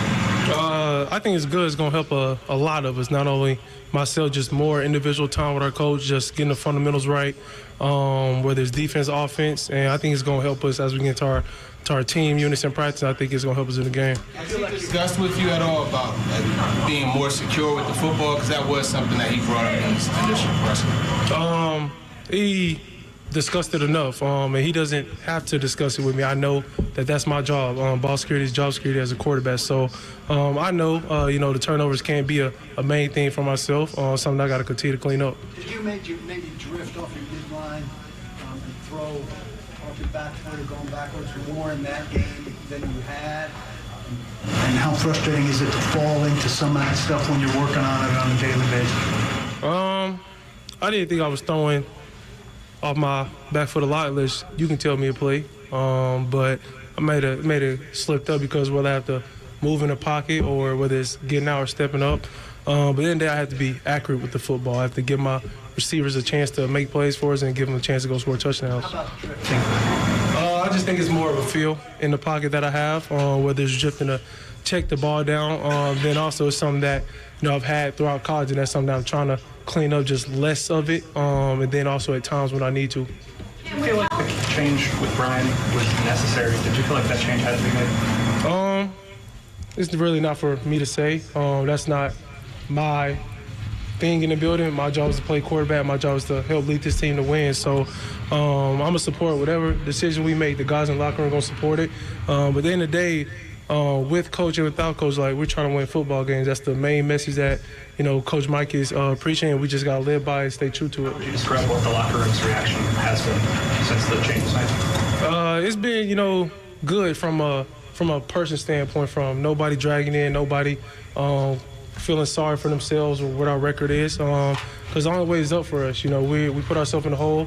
These first couple of games, we got to dig ourselves out of this hole. So, we still got, high energy. The locker room is great. We just got to continue to try to put games together and try to win. How do you feel like guys responded today at practice? You guys talked after the game in Vegas about not having a great practice with last week. I think they responded real well, especially just offensively, from the urgency level to the play calls, getting out the huddle faster, to myself operational wise, getting to the line of scrimmage and making the checks that we need to snap the ball. But I think we're trending in the right direction, but we just got to make it happen faster. A little bit about your relationship with Mike. How would you describe his coaching style and how he's been with you on a day-to-day basis since you've been here? I think it's even kill. He never gets too high or too low. Even throughout the sideline, you can see him on the game. His facial expression never changes. He's always the one to pick someone up if we need it. Now he's just in a more vocal role that he was just in, and I think it's going to be great for us. I think it's going to be great for us as an offense, and just at the end of the day, we're going to rally behind him and try to get some wins. There may be a conflict between playing up-tempo, which creates more of an offensive game, right, more plays, and trying to maybe reduce the game for a rookie quarterback and not have you guys play more plays. Could that be some of what's going on with the more tempo, less tempo thing? Play more tempo. Sorry. Yeah, you guys play that. Playing at a higher tempo seems to be good for you. You like it, but it creates a lot more plays. And one of the things teams tend to do with the rookie quarterback is try to run the ball and slow a game down so a rookie quarterback doesn't have to play so many plays. Do those two things, are they maybe in conflict? I don't think they're in conflict. I think it's more of, us getting great at the things that we're good at. I think that's the biggest thing. And whether we're going to play up-tempo or slow it down when we need to, I just think we got to run the ball, efficient. We got to have a, efficient pass game. I think we haven't been consistent at it the whole year. So once we get consistent at that, I think just everything else take care of itself. You spoke pretty explicitly with us during the preseason about wanting continuity for your career. Does it frustrate you that just 6 weeks in you've lost that? It doesn't frustrate me. I've dealt with coaching changes at really every stop I've had, in my past. So that's not I'm not frustrated at that. The biggest thing is we're trying to score points as the offense. Our defense, they're playing hard for us each and every game. They're the reason why we're in a lot of these games in the fourth quarter to win it. Us 11 on our side of the ball, we just got to do our part. We haven't done that enough to win these games. So that's the biggest, thing that we're trying to focus on as an offense, score points for the defense and win some games. Cam, what qualities would you prefer? What would I prefer the head coach? Somebody who can really do everything from top to bottom, and that's both sides of the ball, offense, defense. They know the system in and out. And I think the biggest thing is how is the coach gonna be with the players? Like how is he gonna, camaraderie the locker room? You have all different types of personalities in our locker room, and whoever we get, I know to be the right hire. But that's not really my main focus right now. I'm with Coach McCoy right now. We're gonna try to win some games. Cam, I'm curious, the time with Eric Mars that you spent and having to move on to another coach, was there anything from that transition that you could bring from that experience to this one after getting close to Callahan and now moving on to Mike McCoy? I think from my past when I had different coaches, I had to learn new names. Here, I don't really got to learn no new names right now. But I think the biggest thing is when you go through something like that. It's just how is the team going to be? How is the team going to stay together? Even the situation we in, we're 1-5. But at the end of the day, we got nothing to lose. We have everything to gain, no matter who we play. And so we just got to prove that to ourselves every Sunday. In the story that came out from The Athletic, you told the reporter that, to put it nicely, the league would be on notice once you played the way you want to play. What does playing the way you want to play look like? Just from I say the biggest thing, just from how can I put it, the freeness of it, the fluidity of the game from operation standpoint to my liking, to getting out of the huddle. And I think the biggest thing is just, me being better every play. I haven't played my best ball, but I think just once I'm, playing to my standard that I put on myself, it'll be able to take care of a lot of stuff on offense. There you go. There's Cam Ward meeting with the media today. Some interesting things. Day-to-day doesn't change anything. The coaching change, he said. I feel for him, but nothing changes in the process. He doesn't have to talk to me about ball security. When asked about turning the ball over, he says the coaches don't have to talk to him about ball security. Ball security is job security for a quarterback. He said, with coach or without coach, standpoint is our job is to win games, and that's what we're going to do our best to do. D is playing. The defense is playing. We need to do our part. It's true. He talked about togetherness, which is something that Mike McCoy talked about in his initial press conference, was everybody has to be together inside that locker room. McCoy sold me on his ability to do that, too. Yeah. Mm-hmm. Slay, I saw your facial expressions on the what you want, the head coach? Cam Ward comments on what he wants as a head coach. Are you like me and you read way into it, probably more than you should, and say that's what he didn't have in a current head coach? Yeah, and that's what I did. That's what I didn't want to do. Right? Yeah, like I was because I did that. Yeah, I mean, immediately is okay if you answering this question, whatever you say is what you didn't have because he's gone, and I don't believe that's what it is. But I do believe him alluding to knowing everything top to bottom, and that's never been Callahan's. That's never been his makeup. You know what I'm saying? He's an offensive guy. Yeah. No ifs, ands, or buts. So as far as knowing that, and it sounds like I would love someone that can manage all of that. You know what I mean? And I do think you wasn't getting that. You know what I mean? And that's evident by them stripping the play calling and saying focus on this. So. And the only way you're getting that is with a veteran head coach who's been there and managed it all. I'm fully aligned with y'all on that. That needs to be the hire because there's so much going on that you don't need this all to be the first time for somebody, in my opinion. Like you need somebody that's been around there and can kind of work within the framework of the hurricane, basically, that's going on. One thing that he did mention, which I thought was interesting, because this has been something that has been talked about in terms of how much time the Titans have when they get to the line of scrimmage. One of the things he wants is to get in and out of the huddle quick. Yeah. And so he mentioned that again. And to your point, like I take that to mean that wasn't happening, and we all could see it. Yeah. But let me get out. Give me the play. Let me get out. Let me scan the defense because he's pretty good at that, according to people in that world. And so I thought that was interesting. I agree with you on that. And telling. Yeah. Yep. Like you want to be able to get out there, and I wonder will he be able to have? And he's young, man. That's the part we got to keep remembering. Yep. Even though he thinks, because he doesn't sound young. You know what I mean? You know what I'm saying? He's so mature. And then, and also with this play, like even though you think you can handle all of this, like you're still going to go up against defenses that like you've never seen before. Like you don't know these schemes, but him feeling that he's doing all of the film work, all the film study, you know what I mean, putting in the hours of work, like you're going to think you can get it done, but it's just a process as you got to go through as a rookie before you can, get to that point where you can get up there, all right, do I have the ability, the green light, if you will, to be able to check out of this play anytime I want to? You know what I'm saying? I think that makes it a big difference. That's a big difference than going up there saying, this is the play we got. All right, I only got 10 seconds. I ain't got time to check out of it. Let's go and get everybody lined up, bring the guy in motion, let's snap the ball. Whatever happens, happens. So I think with him, and I heard Will Bowling talking about it a little bit on their show, like him, people wanting him to free wheel. You know what I'm saying? It just not free will like Will's locked up, but like have Will free is reign. He's a killer whale. Yeah, there you go. Free Willy. Have free Have the reign. freedom to be a playboy. Yeah, you know what I'm saying? But that's not necessary. I think defenses would salivate if he went out there and played like Madden. Right. Or like you did in college, because you can't play like that in That the don't NFL. work. You know what I'm saying? That don't work. And I understand it, like that's worked for you on those levels, but this is a totally different level.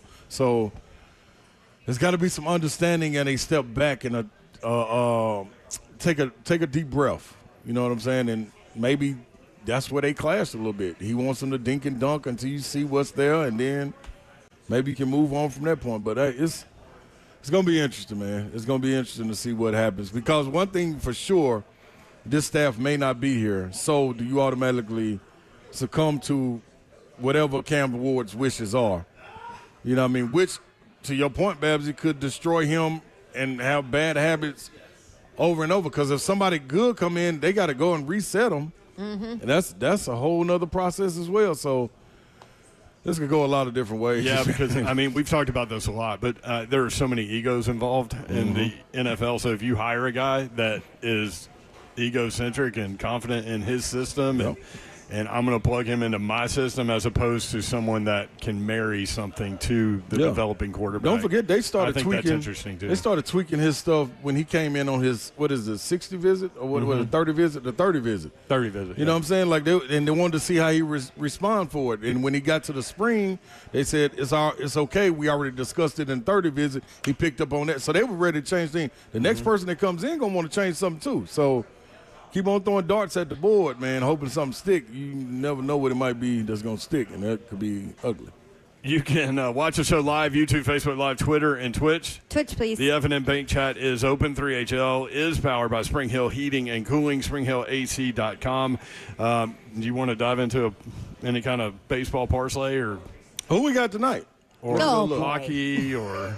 That just shows you the level of research gone into this, right? Who we got tonight? Let me see. Let's see. I might have something for y'all. The guy you struggled with his name yesterday, Churro, hit a home run to start the game. I had him. All the name You strugglers. nailed it, all the yeah. name strugglers I got.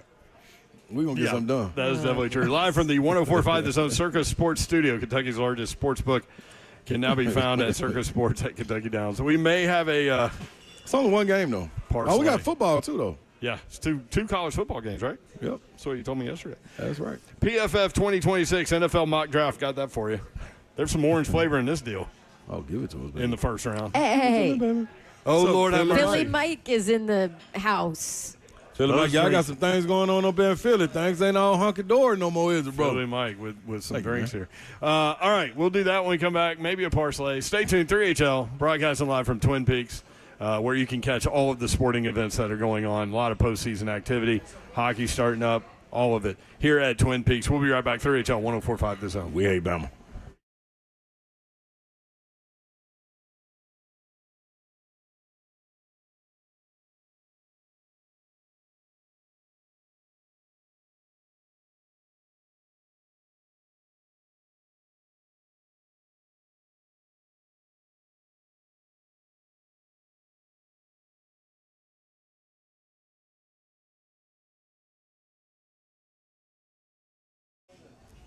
What's happening, people? Kellum Stem Cell Institute coming to you. And if you're living with back pain, there's a breakthrough alternative to surgery. You don't need to go and just do that. Like I promise you, take your time, go see Kellum Stem Cell, find out exactly what's going on, and listen. You may not even have to do that. It's an alternative route. I'm telling you that right now. And it's no scalpels involved, no stitches, just a simple injection that targets the pain at its source. That's the Kellum difference. So while patients are back to their daily routines in days, not weeks, Kellum Stem Cell Institute helps you get back to life faster. No hospital stays, no general anesthesia, and a much lower risk of complications because your health deserves a safer option, and you're going to get there with Kellum. You're in and out the same day, no overnight stays, no hassle, just results. Using your own cells means it's personalized and reduces the risk of rejection. Kellum Stem Cell Institute puts your body's healing power to work. Call them 615-850-4415. Schedule your consultation today, 615-850-4415. KellumStemCellInstitute.com. Bart Durham Injury Law, BDIL, their number. Get this number into your phone as well, 615-242-9000. That's an easy one, 615-242-9000. I've got an important message for you from our good friends at Bart Durham Injury Law. Some lawyers chase ambulances. It's true. They'll do anything to get your attention, but not Blair Durham and his team. If someone calls you after a wreck, they are breaking the law. That's right. There are lawyers out there breaking the law.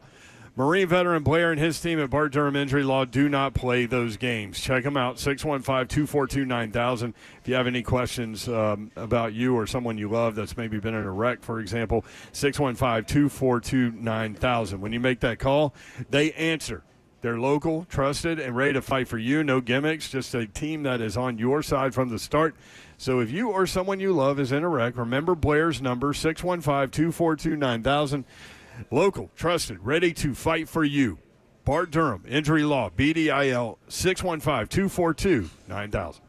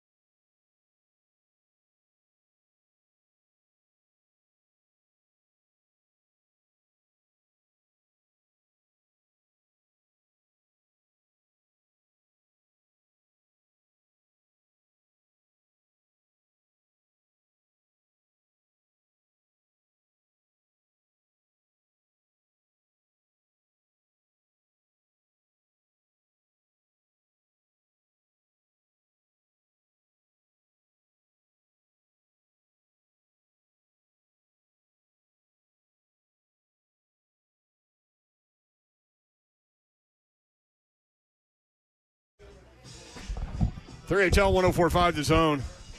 Mentioned, may get into some details if we have some time here. Dodgers stars refusing to stay at the team hotel in Milwaukee. They may not have to go back, but they're, some of the guys are fearful that it's haunted, and that's the word around the baseball world.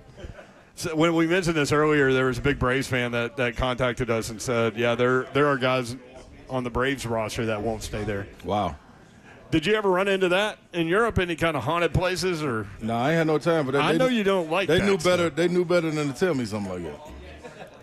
I want Zeph to hit this stat before I do this little PFF 2026 NFL mock draft from Trevor Sikkema. Okay. It's about Tennessee and what they lost last year. And even with all that, they're still number one in terms of points scored and total offense in college football. So Tennessee watched its QB1 leave post-spring. It has 4 new starters on the offensive line. It lost the SEC Offensive Player of the Year and lost its 3 leading receivers off of the offense last year. At the midway point of this season, Tennessee currently has the number 1 scoring offense in all of the country. I just read a story, too, about Caleb Herring and how good he is and Joshua Josephs, how good he is. We know that, right? Jordan Ross had a huge day against Arkansas. Yep. And I read a piece about how he's younger than them. He may be more talented, like in terms of NFL prospect, than both of those guys. So I thought that was interesting. So look for Jordan Ross. And we didn't get to Jeremy Bernard, but we will tomorrow. But basically what he was saying is, he was kind of led into, the Tennessee pass defense is worst in the SEC. And he basically said, yeah, they are. It's a field of dreams for wide receivers. But there's a reason why they are, because they go after the quarterback and they trust their guys to get there. I don't think – which I thought was a great point. Yeah, that was one of the ones that I thought wasn't bulletin board material or anything. You can try to twist it and turn it to me, if you're looking for that. But that was an honest answer, I felt like, you know what I mean? And true. And very true. Like, because Tennessee is, they're so aggressive defensively that old coaches used to say, we're going to be so aggressive that somebody's band is going to be playing. Right. Yeah, that's right. Either ours or theirs. Yeah. So if we get to the quarterback, big play, sack, fumble, whatever, or they hit one in man-to-man coverage, which is primarily what Tennessee does. Yeah. You just want to be able to take an option away. You know what I mean? Make him go where you want him to go with the ball if that's what it is. But you don't want Ty Simpson sitting back there, feet planted, like he's going to pick you apart. Speaking of Ty Simpson, Pro Football Focus 2026 NFL mock draft right now, Trevor Sikkema. Now, what's interesting here is he thinks that the Titans are going to win a couple of games because he has them picking 6th. So I'll get to the Titans. This just came out before the season. He's got the Jets at number 1, who are still winless, the only winless team. Jets at number 1, taking Ty Simpson, quarterback from Alabama. Browns at number 2, Fernando Mendoza from Indiana, going number 2 overall. So 2 quarterbacks last year, another one this year? Another 2 this year. Oh, yeah, that's right. For the Browns, yeah. Yeah, that's right. Ravens at number 3. This is a problem if this is true. What? Number 1, they're not going to be 3rd. They'll figure out a way to win enough games to not be 3rd. Yeah. I know they're struggling right now, and Lamar's hurt. But he's got to get healthy. Ruben Bain Jr., number 3 to the Ravens, edge rusher from Miami. If y'all haven't seen him play, watch that Miami defense. It is incredible. Man. Him and the other guy on the other side. And they're going to come out when the draft get ready, and they're going to get to talking. They're going to get to talking about short arms, the way he's built, and all that. That man a dog. Don't listen to none of that. He is a dog. Number 4, Dante Moore, quarterback, Oregon, to the Dolphins. I ain't really watched them play. There may be a coaching change there, and then you just had Tua calling out people for being late to meetings and stuff like that. Did you see where he got called out? Yeah, former player said, hell, the first meeting I was at, he was late, which I thought was funny.